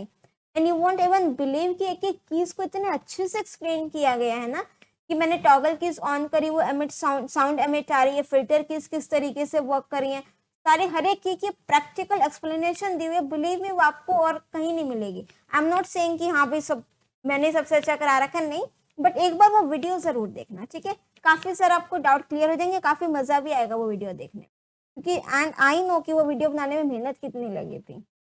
Next is question number 16। Question 16 है, in which situations online shopping could be useful, write any two popular e commerce website. देखो online shopping तो रोज करते होगे, और कोविड टाइम में तो आई थिंक की ही होगी, ठीक है, और अदरवाइज कोविड टाइम भी छोड़ो, वैसे भी ऑनलाइन शॉपिंग आप लोग करते हैं, उसका एडवांटेज लिखना है, प्लस आपने कोई भी दो अपना ई कॉमर्स वेबसाइट की एग्जाम्पल्स बताने। A customer does not have sufficient time to visit stores। अगर स्टोर्स पे जाने का टाइम नहीं है तो आप अपना क्या कर सकते हो, ऑनलाइन शॉपिंग कर सकते हो। या अगर किसी को नखरे दिखाने का ज्यादा हुआ है कि भाई मुझे ये भी पसंद नहीं, ये भी पसंद नहीं, नेक्स्ट शॉप पर चलो, ये भी पसंद नहीं, फिर जो साथ में वो मदर फादर या ब्रदर गए वही बोर हो जाते हैं कि चल घर चल, तूने तो कुछ नहीं लेना, वो क्या करें, ऑनलाइन शॉपिंग, इतने ऑप्शंस अवेलेबल हैं, so many options are available, different websites पर आप चेक कर सकते हो, और कोई नहीं कहेगा कि भाई यहाँ से जाओ, इतने मत देखो, नहीं, आपको पूरी फ्रीडम है। Visiting a store is more expensive than purchasing a product online. भी घर बैठे देख रहे हो, पेट्रोल डीजल का खर्चा भी बच रहा है, ठीक है, प्लस टाइम बाउंडेशन नहीं होती मेरे पास। अगर आप ऑनलाइन, आपको 1-2 बजे याद आया कुछ, हाँ भाई चलो ले लेते हैं कुछ, फिर आपने देखा ऑनलाइन शॉपिंग तो सारी वेबसाइट्स ओपन है, शॉप तो आपकी क्लोज हो जाती है, ठीक है, प्लस आपको इतना सारा कैश कैरी करके नहीं जाना पड़ता। सो हर एक चीज की मेरे पास एडवांटेजेस भी हैं, डिसएडवांटेजेस भी हैं, आप अपने अकॉर्डिंग उसको लिख सकते हो। And 2 popular online transaction websites कौन कौन सी हैं, काफी सारी हैं, अमेजन, फ्लिपकार्ट, ईबे, मिंत्रा, मीशो, काफी सारी हैं, ठीक है। Flipkart and online shopping portal for buying customer products.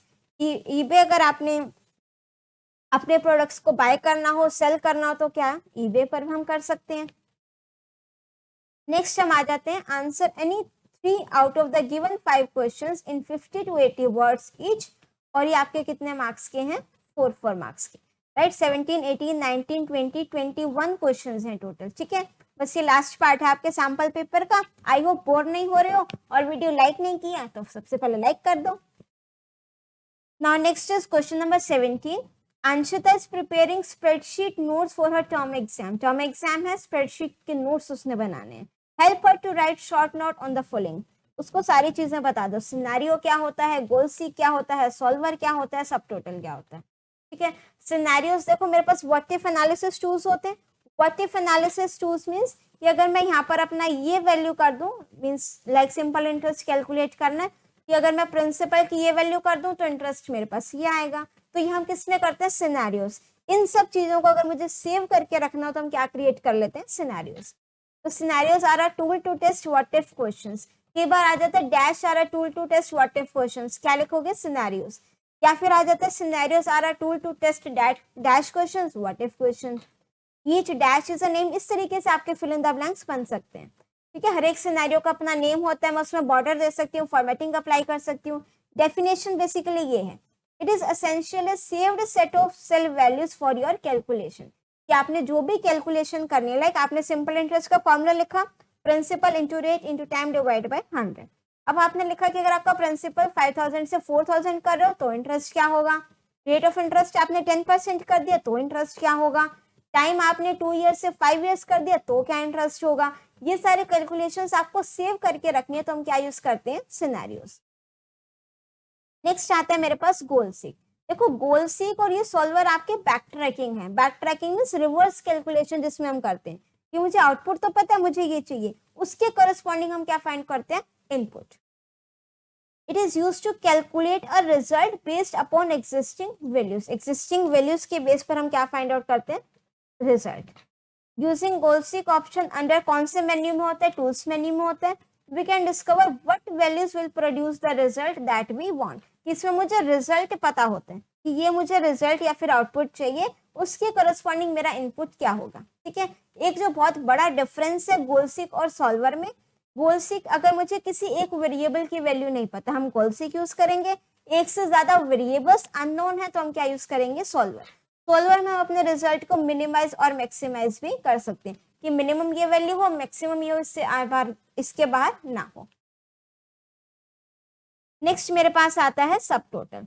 सब टोटल क्या है कि अगर मुझे अपने डेटा की क्या करनी हो, ग्रुपिंग करनी हो, तो हम क्या यूज करते हैं, सब total. It is a function listed under mathematical category when you use the function wizard. Insert में जाओगे, फंक्शन में जाओगे, हम इसको पढ़ते हैं यहाँ से। Sum total, it totals adds or data arranged in an array that is a group of cells with labels of columns or rows. आपको columns और rows labels means columns rows की headings की names given है, आपने अपना data group करना है। For example मेरे पास क्लास 10 का रिकॉर्ड है, मेरे को चाहिए कि जो जो स्टूडेंट्स साइंस स्ट्रीम के हैं या मेडिकल स्ट्रीम के, वो डेटा ग्रुप करना है, तो हम किसकी हेल्प से करेंगे, सब टोटल की हेल्प से। नेक्स्ट हम आ जाते हैं question number 18। Tanmay is a class 10 student. He has learnt mail merge option of a word processor in his computer period। ठीक है, उसने कंप्यूटर पीरियड हुआ था, अच्छे से बैठ करके मेल मर्ज समझ लिए, बट ही इज कंफ्यूज। थोड़े कंफ्यूज तो हो ही जाते हैं, सब लोग हो जाते हैं, तन्मय भी हो गए। उसको कुछ टर्म्स नहीं समझ में आ रही हैं जो डॉक्यूमेंट्स को मर्ज करने के लिए यूज होती हैं। कौन कौन सी टर्म्स नहीं समझ में आ रही हैं वो भी अभी हम देखते हैं। Explain the following briefly which will help Tanmay better understand the mail merge option. तो आप तो मेरे सारे के सारे सुपर डुपर इंटेलिजेंट स्टूडेंट्स हो, आपको तो सारी टर्म्स आती हैं। अब सर आपको तन्मय की हेल्प करनी है, मर्ज फील्ड क्या होता है, डेटा सोर्स क्या होता है, मेन डॉक्यूमेंट क्या होता है, प्लस आपको बताना है mention 2 types of data on which mail merge can be perform. तो मर्ज फील्ड क्या होती है? A merge field is where you want to insert the information from a data source to main document. तो अब data source से main document में अपना image fields insert कर रहे होते हो, वो एरोस लगा करके एक फील्ड इधर से ट्रांसफर हो जाती है, वो आपकी कौन सी होती है? मर्ज फील्ड। डेटा सोर्स में क्या होता है कि जिस जिसको आपने वो डॉक्यूमेंट सेंड करना है उन सभी पर्सन्स की details like name, address, contact number, वो हम एक स्प्रेडशीट सॉफ्टवेयर में, ओपन ऑफिस बेस में या कैल्क में स्टोर कराते हैं, वो हमारा क्या होता है? Data source. It is a file that contains the names and address or any other information, means contact number हो गया, city, state, that vary with each version of a mail merge document, जो हर एक person की क्या होगी? Unique होगी। Main document आपका document होता है दैट विल बी सेम, जो आप सभी को क्या करोगे? सेंड करोगे। It is the document which contains text भी हो सकते हैं, ग्राफिक्स भी हो सकते हैं, फॉर्मल भी हो सकता है, ऑफिशियल लेटर, इनफॉर्मल हो सकता है, बट ये वो डॉक्यूमेंट होगा जो आपने सेंड करना है सभी पर्सन्स को, जो सेम होता है। जो डिफरेंट होता है मेरे पास वो आपका क्या होता है? Data source. और 2 types of data on which mail merge आप अप्लाई किस पर कर सकते हो? लेबल्स पर भी हम अप्लाई कर सकते हैं और लेटर्स पर भी अप्लाई कर सकते हैं। नेक्स्ट हम आ जाते हैं क्वेश्चन नंबर 19। ये तो बहुत बढ़िया क्वेश्चन है। आई एम श्योर कि अगर मैं इसको प्रैक्टिकली करूंगी तो आप तो बहुत खुश होने वाले। ठीक है, consider the following table sales and even इस टाइप के क्वेश्चंस बहुत इंपॉर्टेंट है। सेपरेट वीडियो इसी टाइप के क्वेश्चंस पर ऑलरेडी अपलोडेड भी है चैनल पर। ठीक है, वो तो बहुत इंपॉर्टेंट है। अब हम एक बार फटाफट से अपना ओपन ऑफिस बेस ओपन कर देते हैं।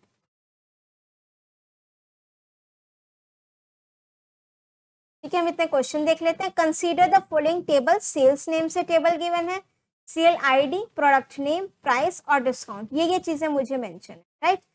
और ये आपको sale ID, product name, price, discount दिए। How many fields and records are there in sales table? Fields क्या होते हैं? Number of columns. और रिकॉर्ड्स क्या होते हैं मेरे पास? नंबर ऑफ रोज। तो कितने फील्ड्स हैं, मतलब मेरे पास कितने कॉलम्स हैं? काउंट करो। Sales ID, product name, price और डिस्काउंट, तो टोटल कितने कॉलम्स हो गए मेरे पास? 4 कॉलम्स। तो यहाँ पर आपका क्या आ जाएगा? 4 फील्ड्स। और रिकॉर्ड्स कितने हैं? रोज काउंट करो। ये रिकॉर्ड्स मेरे पास कितने हो गए? 4। हेडर रो को हम काउंट नहीं करेंगे, क्यों? क्योंकि इसमें मेरी वैल्यू नहीं है। तो टोटल रिकॉर्ड्स मेरे पास कितने हो गए? 4। अब आपको यहाँ पर क्या लिखनी है? Write SQL commands for the following. SQL की कमांड्स लिखनी है।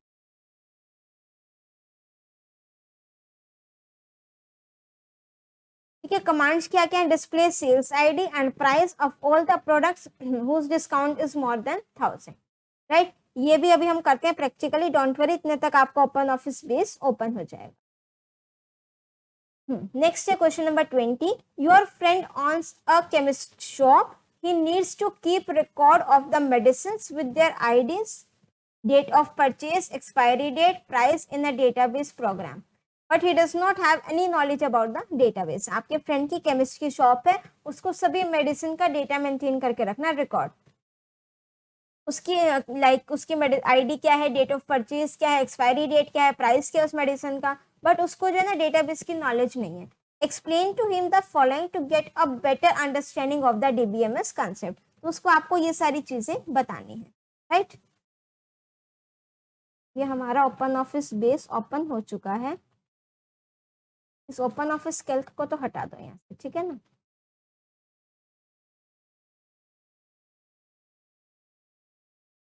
चलो यहाँ से हम अपना ओपन एन एग्जिस्टिंग डेटाबेस, कोई भी आप अपना डेटाबेस ओपन कर सकते हो। यहाँ पर हमने क्या कर दिया? फिनिश। ठीक है, तो कितने बार खुल गया ये? ठीक है, यहाँ पर सबसे पहले उस डेटाबेस वाले क्वेश्चन को भी करेंगे, 20th क्वेश्चन को, डोंट वरी। अब जरा हम यहाँ पर फटाफट से एक टेबल क्रिएट कर देते हैं, राइट। टेबल क्रिएट करने के लिए टूल्स पर जाओगे, इसको मैं थोड़ा सा इंक्रीज कर दूं, व्यू पर गए और इसकी हम स्केलिंग कर देते हैं 130।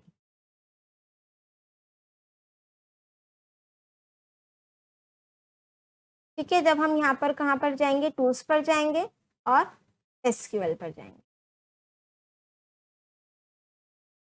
तो यहाँ पर आपने अपनी क्या लिखनी है, कमांड लिखनी है। ठीक है, तो टेबल क्रिएट करने की कमांड क्रिएट टेबल, और टेबल का नेम क्या गिवन है, सेल्स। तो हमने यहाँ पर क्या लिख दिया, क्रिएट टेबल और टेबल का नेम सेल्स। फिर आपने लिखना है कॉलम का नेम। कॉलम का नेम क्या है, सेल आईडी। तो यहाँ पर हमने क्या लिख दिया, सेल आईडी। ये हमारी क्या होगी, इंटीजर, और इसको मैं क्या सेट कर दूंगी, प्राइमरी की। नेक्स्ट मेरे पास है प्रोडक्ट नेम। ठीक है, प्रोडक्ट नेम, और ये हमारा हो गया। इसकी डेटा टाइप हम ले लेते हैं varchar, और साइज हमने दे दिया लेट्स सपोज 30 कैरेक्टर। उसके बाद है मेरे पास प्राइस, इसको हम दे देते हैं इंटीजर। नेक्स्ट है मेरे पास डिस्काउंट, इसको हमने दे दिया integer, right. Bracket close semicolon, इसको हमने एग्जीक्यूट पर क्लिक किया, command successfully executed, that means जो हमारी टेबल है वो क्रिएट हो चुकी है। इसको हमने डेटाबेस को ओपन करोगे, एग्जिस्टिंग डेटाबेस, और यहाँ पर हम टेबल्स पर गए तो सेल्स नेम से मेरे पास टेबल क्रिएट हो चुकी है। तो जब आप इसको डबल क्लिक करके ओपन करोगे तो हटा दो,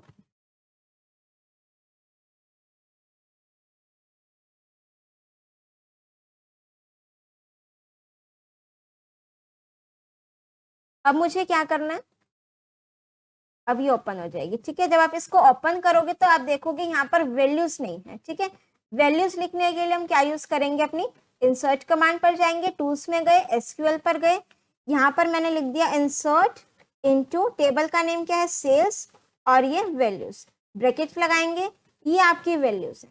ठीक है, जिसकी डेटा टाइप हम कैर या varchar लेते हैं उसको हम विद इन कोट्स लिखेंगे। तो मैंने क्या लिखा, 1101 कोमा, लैपटॉप को आप विद इन कोट्स लिख दो, फिर 65,000 कोमा 25,000 2500, और ये सेमीकोलन। एक को एग्जीक्यूट करके देख लेते हैं वैल्यूज इंसर्ट हो गई हैं कि नहीं, वैल्यू इंसर्ट हो गई। अब इसी तरीके से हम सारी की सारी कमांड्स एक साथ भी अप्लाई कर सकते हैं। वो कैसे करेंगे, insert into table name that is sales, फिर क्या लिखोगे, वैल्यूज, और ये हम आ जाते हैं इस वाले रिकॉर्ड पर। इसमें आपने सिर्फ क्या करना है, सेमीकोलन लगा दिया, बीच में हम क्या कर देंगे, कोमा, और जिसकी डेटा टाइप आप कैर या varchar लोगे, या डेट डेटा टाइप भी जब हम लेते हैं तो आप उसको किस में लिखोगे, विद इन कोट्स। उसके बाद हमारा एंटर प्रेस करके इसको हम लिख देते हैं, ये वैल्यूज आ गई, और ये चीज भी हम कॉपी पेस्ट कर देते हैं, insert into table name values, इसको आपने कॉपी किया यहाँ से,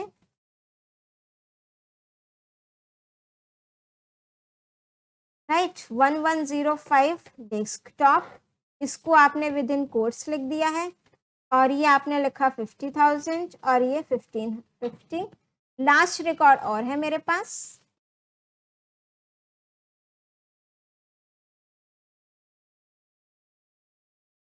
और यहाँ पर हमने लिख दिया insert into table name that is sales और वैल्यूज 1106, ये आपका प्रिंटर विद इन कोट्स, ये उसका प्राइस, और ये उसका डिस्काउंट, राइट। ये सारे रिकॉर्ड्स मैंने एक साथ एंटर कर दिए। अब मैंने किस पर क्लिक कर दिया, एग्जीक्यूट, कमांड सक्सेसफुली एग्जीक्यूटेड। अब ये सारे के सारे रिकॉर्ड्स मेरे यहाँ पर एंटर हो गए, राइट। अब जरा अपने क्वेश्चन पर आ जाओ, how many fields and records, fields means number of columns, और रोज मीन्स नंबर ऑफ रिकॉर्ड्स। देखो यहाँ पर तो आपको कॉलम्स भी 4 गिवन है और रिकॉर्ड्स भी कितने गिवन है, 4।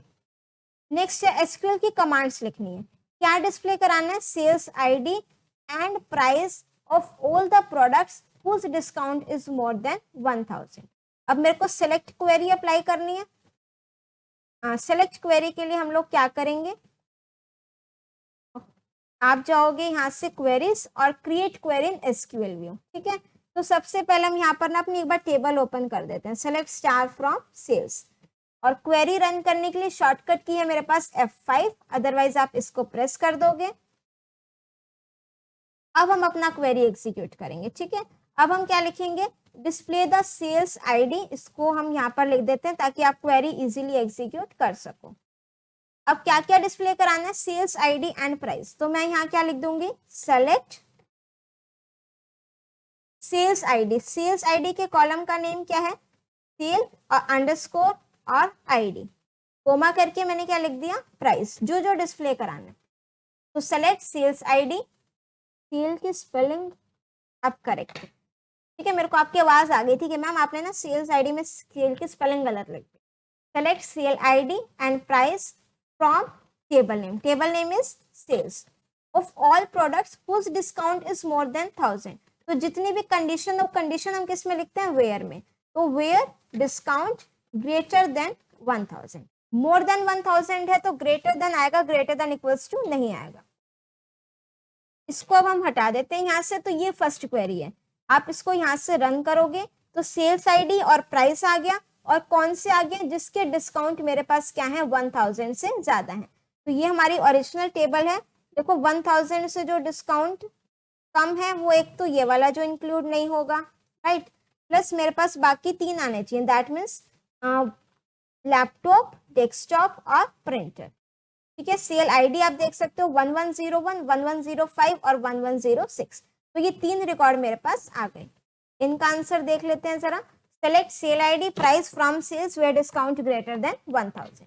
नेक्स्ट कमांड है मेरे पास, display the details alphabetically by product name. सारी डिटेल्स डिस्प्ले करानी है तो मैं क्या लिख दूंगी, सेलेक्ट स्टार। सारे कॉलम्स डिस्प्ले कराने हो तो स्टार आएगा, पर्टिकुलर कॉलम्स डिस्प्ले कराने हो तो उस कॉलम का नेम लिखोगे फ्रॉम टेबल नेम। और जब भी कोई आपको असेंडिंग या डिसेंडिंग में अरेंज करना हो तो हम क्या क्लॉज यूज करेंगे, ऑर्डर बाय। किस कॉलम को करना है, अल्फाबेटिकली बाय प्रोडक्ट नेम। तो प्रोडक्ट नेम, प्रोडक्ट नेम का कॉलम का नेम क्या है, I don't know, PROD _ name. तो order by product name, alphabetically बोला है तो दैट मीन्स असेंडिंग ऑर्डर, और बाय डिफॉल्ट भी कौन सा होता है, असेंडिंग ऑर्डर। अगर आप नहीं लिखोगे तो असेंडिंग में ही आएगा। इसको हमने लिखा। अब आप अपने प्रोडक्ट नेम चेक करो, डेस्कटॉप, लैपटॉप, जो आपका अल्फाबेटिकल वाइज है, इन योर डिक्शनरी जैसे होता है उसी फॉर्म में आएगा। अब पेन टैब और प्रिंटर दोनों पीसेस स्टार्ट होते हैं, नेक्स्ट कैरेक्टर चेक होगा। अगर मैं इस ASC को यहाँ से हटा दूं वो भी आपका आंसर पर कोई इफेक्ट नहीं पड़ेगा। वेरस अगर मैं यहाँ DES से लिख दूं डिसेंडिंग के लिए तो आपके जो रिवर्स में आ जाएगा डिसेंडिंग ऑर्डर, ठीक है। बट क्वेश्चन में क्या पूछे, चाहे आप अल्फाबेटिकली पूछे, आप सिर्फ इतना भी लिख सकते हो, select star from sales order by product name, या फिर आप लिख सकते हो order by product name ASC, both are correct. Next है मेरे पास third command, display product name and sales price. तो क्या क्या डिस्प्ले कराना है मुझे, सेलेक्ट प्रोडक्ट नेम, प्रोडक्ट का नेम क्या है, PROD _ और क्या डिस्प्ले कराना है मुझे, सेल्स प्राइस। ये तो आपको सिर्फ प्राइस गिवन है, sales price after deducting the discount from the price, means आपको प्राइस में से डिस्काउंट माइनस करना है तो आपका सेल्स प्राइस आ जाएगा। तो और यहाँ पर लिखा भी हुआ है देखो, sales price can be calculated as price minus discount. तो मैं सिंपली क्या लिख दूंगी यहाँ पर, price minus discount from table name, और कंडीशन मुझे कोई नहीं दे, राइट। तो जब आप इसको एग्जीक्यूट करोगे तो ये आपका प्रोडक्ट नेम आ गया, प्लस ये मेरे पास सेल्स प्राइस आ गया, प्राइस माइनस डिस्काउंट। और लैपटॉप का मेरे पास क्या है, 62,500, ये आपका 65,000 है। इसमें से जब 2500 माइनस करोगे तो मेरे पास क्या आ जाएगा, 62,500, राइट।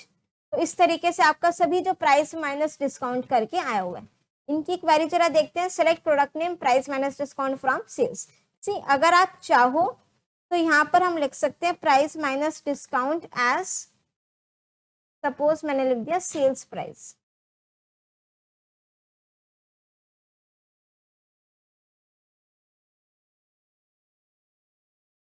आई थिंक अलायस या तो हम इसमें यूज नहीं कर सकते, बट कुछ सॉफ्टवेयर में क्या होता है, हम अलायस भी यूज कर सकते हैं। उससे क्या होता है कि आपका जो कॉलम का नेम है वो डिस्प्ले होता है, राइट।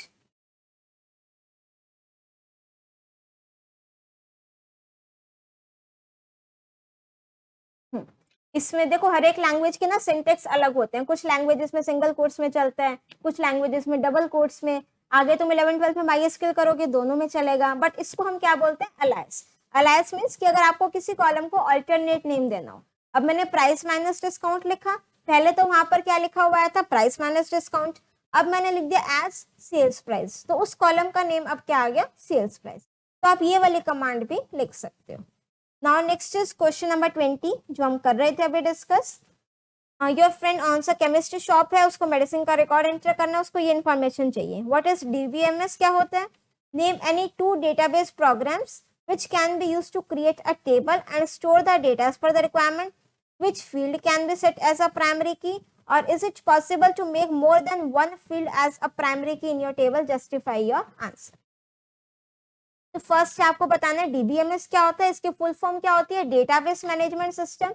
डेटाबेस मैनेजमेंट सिस्टम एक सॉफ्टवेयर होता है जिसमें आप अपना जो डेटा है इजीली स्टोर कर सकते हो टेबुलर फॉर्म में। आप अपने डेटा को इजीली रिट्रीव कर सकते हो, डेटा फेच कर सकते हो, क्वेरीज अप्लाई कर सकते हो, ठीक है। ये सारे के सारे काम हम अपना डेटाबेस में कर सकते हैं। तो database management system is a software package with computer programs that controls कि आप उसमें अपना डेटा क्रिएट कर सकते हो, मेंटेन करके रख सकते हैं, उसको यूज कर सकते हैं, रिट्रीव कर सकते हैं, डेटा को स्टोर करके रख सकते हैं। It allows organisations to conveniently develop database for various applications, ठीक है। हम काफी सारी एप्लीकेशंस लाइक आप लोगों का लाइब्रेरी मैनेजमेंट सॉफ्टवेयर हो गया, स्टूडेंट मैनेजमेंट हो गया, स्टाफ मैनेजमेंट हो गया, इन सब के हम डिटेल्स अपना डेटाबेस में मेंटेन करके रख सकते हैं। 2 डेटाबेस के आपको नेम बताने हैं, माइक्रोसॉफ्ट एक्सेस होता है, MySQL होता है, ओपन ऑफिस बेस होता है। नेक्स्ट कि आपको किस फील्ड को प्राइमरी की सेट करना है। सी जो भी कॉलम आपका यूनिकली आइडेंटिफाई करेगा आपके रिकॉर्ड को, वो आपका क्या सेट कर दोगे एज अ प्राइमरी की। फॉर एग्जाम्पल मेरे पास क्लास 10 का डेटा है, राइट, उसमें आप रोल नंबर को प्राइमरी की सेट कर सकते हो क्योंकि क्लास 10 में जितने मेरे पास सेक्शन ए में स्टूडेंट्स हैं, रोल नंबर हर एक का यूनिक होगा। वहीं अगर मैं बात करूं पूरे स्कूल के डेटाबेस की, तो वहां पर मैं रोल नंबर को as a primary key set नहीं कर सकती। Reason being that roll number 1 मुझे हर एक क्लास में मिलेगा, रोल नंबर 2 भी मुझे हर एक क्लास में मिलेगा, तो वहां पर मैं स्टूडेंट का एडमिशन नंबर, रजिस्ट्रेशन नंबर, आधार कार्ड नंबर, इन चीजों को मैं प्राइमरी की सेट कर सकती हूँ। तो जो भी कॉलम आपका यूनिकली आइडेंटिफाई करे आपके रिकॉर्ड को, उसको आप as a primary key set कर सकते हो। लास्ट क्वेश्चन था कि क्या मैं अपना एक से ज्यादा कॉलम को प्राइमरी की सेट कर सकते हैं। Is it possible to make more than one field as a primary key. देखो प्राइमरी की तो मेरे पास एक टेबल में एक ही होगी, इन्होंने आंसर क्या दिया है, yes we can make more than one column as a primary key in a table and it is known as the composite primary key. फिर देखो जहां तक मेरी नॉलेज है तो आप लोगों की जो टेबल है उसमें प्राइमरी की तो एक ही होती है, एक टेबल में एक ही प्राइमरी की होगी। वेयरएज जो यहाँ पर बात हो रही है कंपोजिट प्राइमरी की, कंपोजिट प्राइमरी की देखो क्या होता है, यहाँ पर हम आपको एक्सप्लेन कर देते हैं। फॉर एग्जाम्पल मेरे पास ये टेबल है, राइट, यहाँ पर मैंने लिखा स्टूडेंट का नेम और ये मैंने लिख दिए मार्क्स, राइट। स्टूडेंट का नेम है मेरे पास, लेट सपोज नेहा, मार्क्स है 100, निशा मार्क्स 99, एक और नेहा है मेरे पास, उसके मार्क्स हैं 97, राइट। अब मैंने बोला कि मैंने प्राइमरी की किसको सेट करूं, देखो मार्क्स भी रिपीट हो रहे हैं, या फिर आप 99 कर दो, रिपीट हो सकते हैं, नेम्स भी रिपीट हो सकते हैं। और अब मैंने बोला कि मेरे को नेहा के मार्क्स देखने, क्या मैं यूनिकली आइडेंटिफाई कर सकती हूँ एस नेम के थ्रू, नहीं कर सकते। रीजन बीइंग दैट कि जो आपका एस नेम है वो आपका वैल्यूज रिपीट हो रही हैं। तो लेट सपोज मैंने यहाँ पर ना एक एड्रेस कॉलम और लिया कि हमारी जो दोनों नेहा है वो अलग अलग जगह रहती हैं। तो यहाँ पर सपोज मैंने लिख दिया सेक्टर 15, यहाँ हमने लिख दिया सेक्टर 18, और ये नेहा आती है हमारी सेक्टर 17 से। तो मैंने एस नेम और एड्रेस को दोनों कॉलम्स को मिला करके प्राइमरी की बनाया। अब हो सकता है आपकी आंसर की में इसी कंटेक्स्ट से गिवन हो कि आपकी जो प्राइमरी की है, देखो प्राइमरी की तो एक ही बनेगी, बट मैंने एक से ज्यादा कॉलम्स उसमें यूज कर लिए, ठीक है। अभी क्वेश्चन भी दोबारा से रीड आउट कर लेंगे, एक से ज्यादा कॉलम्स मैंने यूज कर लिए। तो अगर एक से ज्यादा कॉलम्स यूज हो सकते हैं, हाँ हो सकते हैं, उन दोनों को कंबाइन करके मैं एक प्राइमरी की सेट कर दूंगी और उसको हम बोलते हैं कंपोजिट प्राइमरी की, राइट। अब एक बार जरा आपका क्वेश्चन देखते हैं। Is it possible to make more than one field अब देखो कंपोजिट प्राइमरी की में आपकी एक से ज्यादा फील्ड्स इंक्लूड हो रही हैं, ठीक है, तो आप यस लिख सकते हो यहाँ पर, क्योंकि एस नेम भी मैंने लिखा, एड्रेस भी लिखा।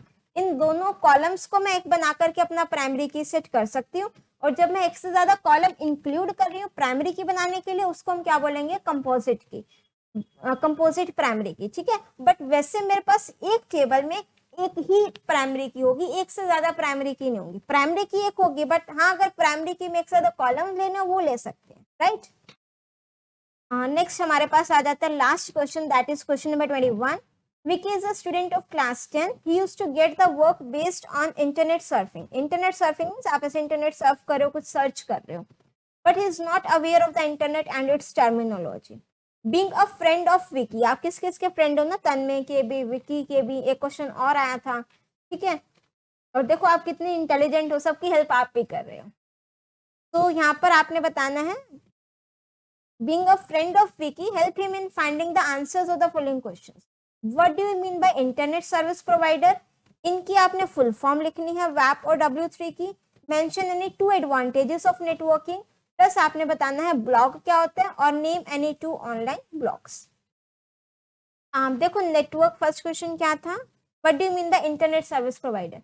इंटरनेट सर्विस प्रोवाइडर्स क्या होते हैं, जो आप लोगों को इंटरनेट प्रोवाइड करते हैं, इंटरनेट की सर्विस प्रोवाइड करते हैं। फॉर एग्जाम्पल आपने अपना घर में वाईफाई या कोई भी इंटरनेट लगवाया, किसी ना किसी कंपनी का तो आप लोग ही, ठीक है, तो वो आपका क्या होता है, इंटरनेट, कौन होता है, इंटरनेट सर्विस प्रोवाइडर। ये जो डेफिनेशन है ये आपको इंटरनेट सर्विस प्रोवाइडर की नहीं दे रखी। सी आपको जो डेफिनेशन गिवन है, that is networks in which all computers have an equal status are called peer to peer network, wherein which certain computers have special। ये आपको पीयर टू पीयर नेटवर्क और client server network की definition दे रखी है, या हमने question गलत पढ़ा है। नहीं, आपको क्या बताना है, उसको इंटरनेट सर्विस प्रोवाइडर ही बताना है। इंटरनेट सर्विस प्रोवाइडर कौन होते हैं, जो आपको इंटरनेट के सर्विसेज प्रोवाइड करते हैं। सपोज हमने यहाँ पर लिख दिया ISP, कंप्लीट लिख देते हैं। See internet service provider, it is an organization which provides with access to the internet, जो आपको इंटरनेट एक्सेस की सर्विसेज प्रोवाइड करती है। आप लोगों ने सपोज एयरटेल का इंटरनेट लिया, रिलायंस जियो का लिया, BSNL लिया, ये सारे आपके क्या हैं, ISPs हैं, इंटरनेट सर्विस प्रोवाइडर्स। तो बेसिकली ये आपकी कौन होती है, organisation.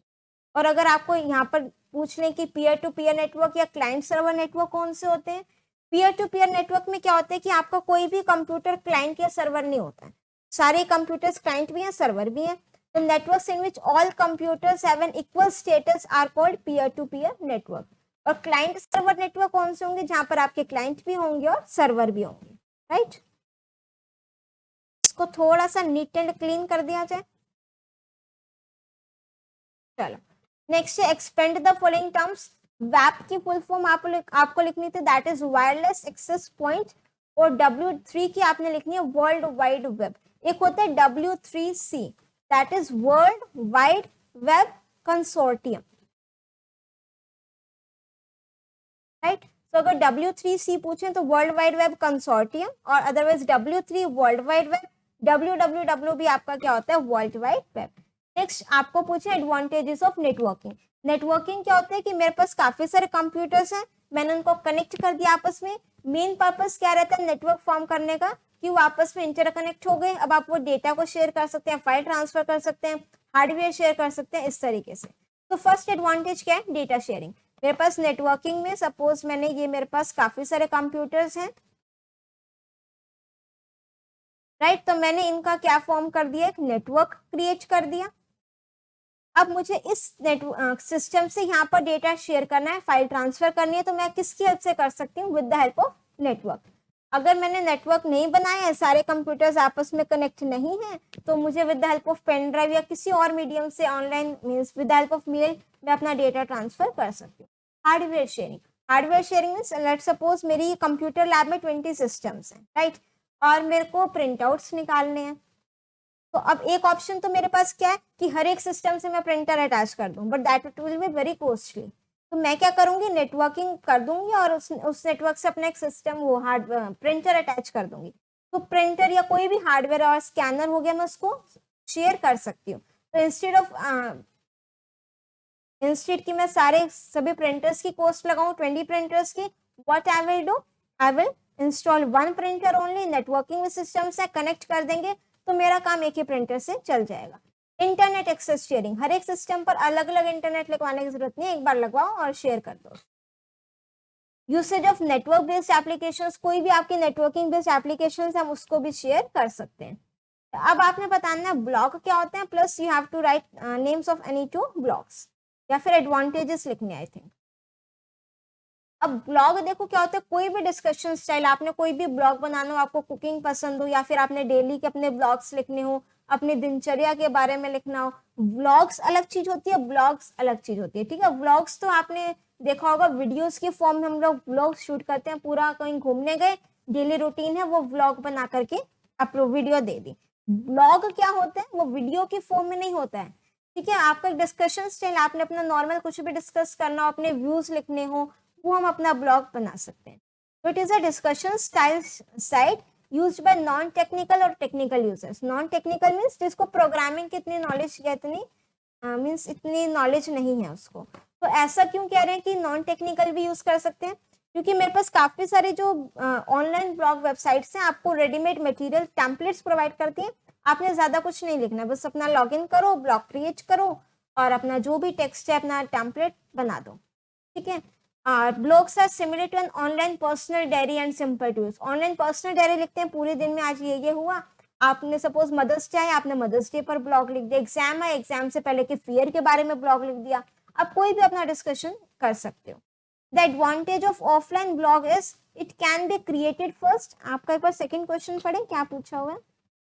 Name any two online blogs, आपको 2 ऑनलाइन ब्लॉग्स के नेम्स बताने हैं। ठीक है, अब यहाँ पर हमारा जो है ब्लॉग ये आ गया, और यहाँ पर देखो ये आपके सम ऑफ द पॉपुलर ब्लॉग्स हैं। ये आपको बता रखा है कंप्लीट ब्लॉग्स किस तरीके से क्रिएट करते हैं। अगर आपसे वो ऑफलाइन ब्लॉग्स के बारे में पूछे तो ऑफलाइन ब्लॉग एडिटर मेरे पास कौन कौन से, ये Qumana, Windows Live Writer, blog desk. ठीक है, ऑनलाइन के पूछे तो ये सारे आपके जो ऊपर आए थे ये ऑनलाइन ब्लॉग्स हैं। wordpress.com, blogger.com, blog.com, weebly.com, blogsum.com। ठीक है, जो आपका क्वेश्चन गिवन है ना, name any two online blogs, ये आपके ऑनलाइन ब्लॉग्स हैं ये वाले, राइट। और इन्होंने जो लिखा answer, that is the advantage of offline blog is it can be created first and later publish the content when an internet connection is available. इन्होंने जो लिखा है दैट इज कि what is the advantage of offline blog editor. थोड़ा सा mismatch है question में और आंसर में, बट कोई बात नहीं, ह्यूमन मिस्टेक है, सभी से होती है, हमसे भी कई बार मिस्टेक्स हो जाती हैं, बट आप तो मेरे इंटेलिजेंट बच्चे हो, इसको करेक्ट कर लेना, राइट।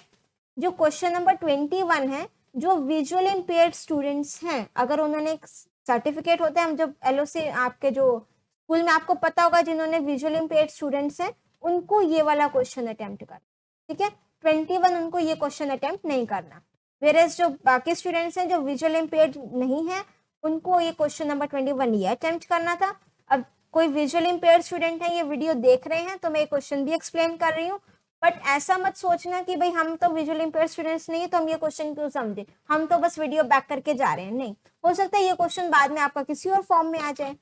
अब आपको बताना है सॉर्टिंग क्या होता है। सॉर्टिंग मीन्स जब आपको अरेंज करना हो अपने डेटा को आइदर इन असेंडिंग ऑर्डर और इन डिसेंडिंग ऑर्डर, उसको हम क्या बोलते हैं, सॉर्टिंग।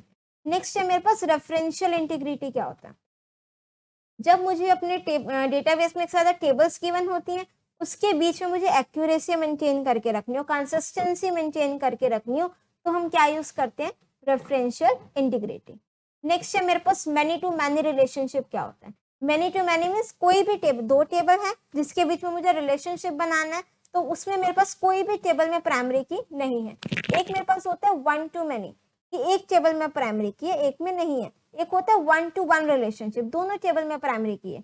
एक मेरे पास है मैनी टू मैनी रिलेशनशिप, कि दोनों no table has the primary key, कि दोनों टेबल में प्राइमरी की नहीं है। It signifies that all columns of primary key tables are associated with all the columns of associated table। और नेक्स्ट मुझे बताना है फॉरेन की। फॉरेन की आपका क्या होता है, जब भी मुझे फॉरेन की में देखो आपको हमेशा एक से ज्यादा टेबल्स गिवन रहेंगे, राइट। तो जब भी आपको एक से ज्यादा टेबल्स गिवन हो, उनको आपने उनके बीच में रिलेशनशिप डिफाइन करना हो, कंबाइन करना हो या रेफर करें एक दूसरे को, तो हम क्या यूज करेंगे, फॉरेन की का कंसेप्ट। और जब भी हम फॉरेन की यूज करेंगे तो एक कॉलम मेरा ऐसा जरूर होगा जो दोनों टेबल्स में सेम होगा। वो आपका एक टेबल में प्राइमरी की का काम करेगा और एक टेबल में वो मेरा फॉरेन की का काम करेगा। ठीक है, फॉर एग्जाम्पल हम यहाँ पर एक एग्जाम्पल ले लेते हैं। यहाँ पर मेरे पास एक टेबल है स्टूडेंट का, हमने लिखा रोल नंबर, राइट। यहाँ पर हमने लिख दिया नेम और यहाँ पर हमने लिख दिया एस्कोर और यहाँ पर हमने लिख दिया परसेंटेज। ये हमारी है स्टूडेंट टेबल। ये हमने डेटा लिख दिया रोल नंबर, ठीक है। नेम हमने लिख दिया नेहा, निशा, पूजा, प्रियंका, सोनिया। ठीक है, एस कोड मैंने लिख दिया S101, S101, S102, S103, S101। ये मैंने उनके परसेंटेज लिख दिए 98, 99, 65, 72, 85, राइट। अब मेरे पास एक और टेबल है, लेट सपोज स्ट्रीम नेम से। इसको थोड़ा सा ऊपर बना देते हैं, ऐसा ना हो कि मैम की वीडियो दिखे और टेबल ना दिखे। ठीक है, इसमें मेरे पास है एस कोड और एक मेरे पास कॉलम है स्ट्रीम नेम से। मैंने लिखा S101, S102, S103 और यहाँ पर हो गया हमारे पास स्ट्रीम नेम में सपोज मैंने लिख दिया मेडिकल, कॉमर्स या फिर यहाँ पर फिलहाल के लिए मैंने लिख दिया साइंस। ठीक है, ओ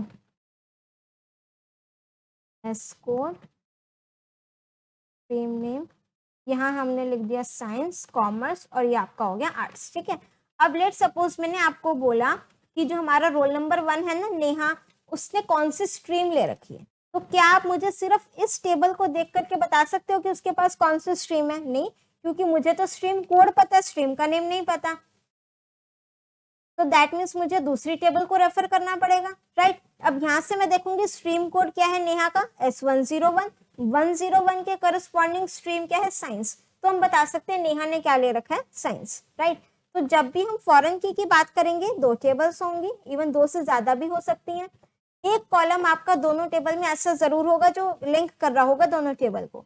अब देखो प्राइमरी की वैल्यूज यूनिक होती हैं, इसमें आपकी वैल्यूज रिपीट नहीं हो रही। तो जो एस्कोड वाला कॉलम है, इस टेबल में ये प्राइमरी की का काम करेगा और इस टेबल के लिए ये फॉरेन की का काम करेगा। अब सर हम डेफिनेशन देखते हैं। फॉरेन की आइडेंटिफाइज अ कॉलम और a set of columns in one table that refers to a column in another table. एस्कोड एक दूसरी टेबल में रेफर कर रहा है। The one side of a relation is always, एक पेरेंट टेबल होगी प्रोवाइड्स द प्राइमरी की, तो ये आपकी पेरेंट टेबल होगी जिसमें वो प्राइमरी की का काम करेगा। The many side of the relation is always the child into which foreign key attributes are copied. तो एक टेबल में वो कॉलम आपका प्राइमरी की होगा, whereas दूसरी टेबल में वही सेम कॉलम आपका क्या होगा, फॉरेन की हो गया, right. So that's all for the sample paper. I hope सारे के सारे क्वेश्चंस आपको एकदम क्रिस्टल क्लियर हो गए होंगे, कोई डाउट नहीं बचा होगा। If still you are having any doubt, you can write it in the comment section. अरे कहाँ चल दी है वीडियो छोड़ करके, वीडियो को लाइक जरूर करना, ठीक है। अगर वीडियो पसंद आई, इतनी बड़ी वीडियो बनाई है कि क्वेश्चन अच्छे से एक्सप्लेन भी किया है, अगर वीडियो पसंद आई हो एक लाइक वीडियो को जरूर करके जाना। Do share your views in the comment section as well. और हाँ, अगर अभी तक चैनल को सब्सक्राइब नहीं किया है, फटाफट से सब्सक्राइब भी कर दीजिए। 100 के सब्सक्राइबर का टारगेट कंप्लीट करने में थोड़ी सी हेल्प जरूर कीजिए, राइट। सो मिलते हैं नेक्स्ट वीडियो में एक नई टॉपिक के साथ। Till now, till then, keep watching, keep smiling, keep studying. Thank you.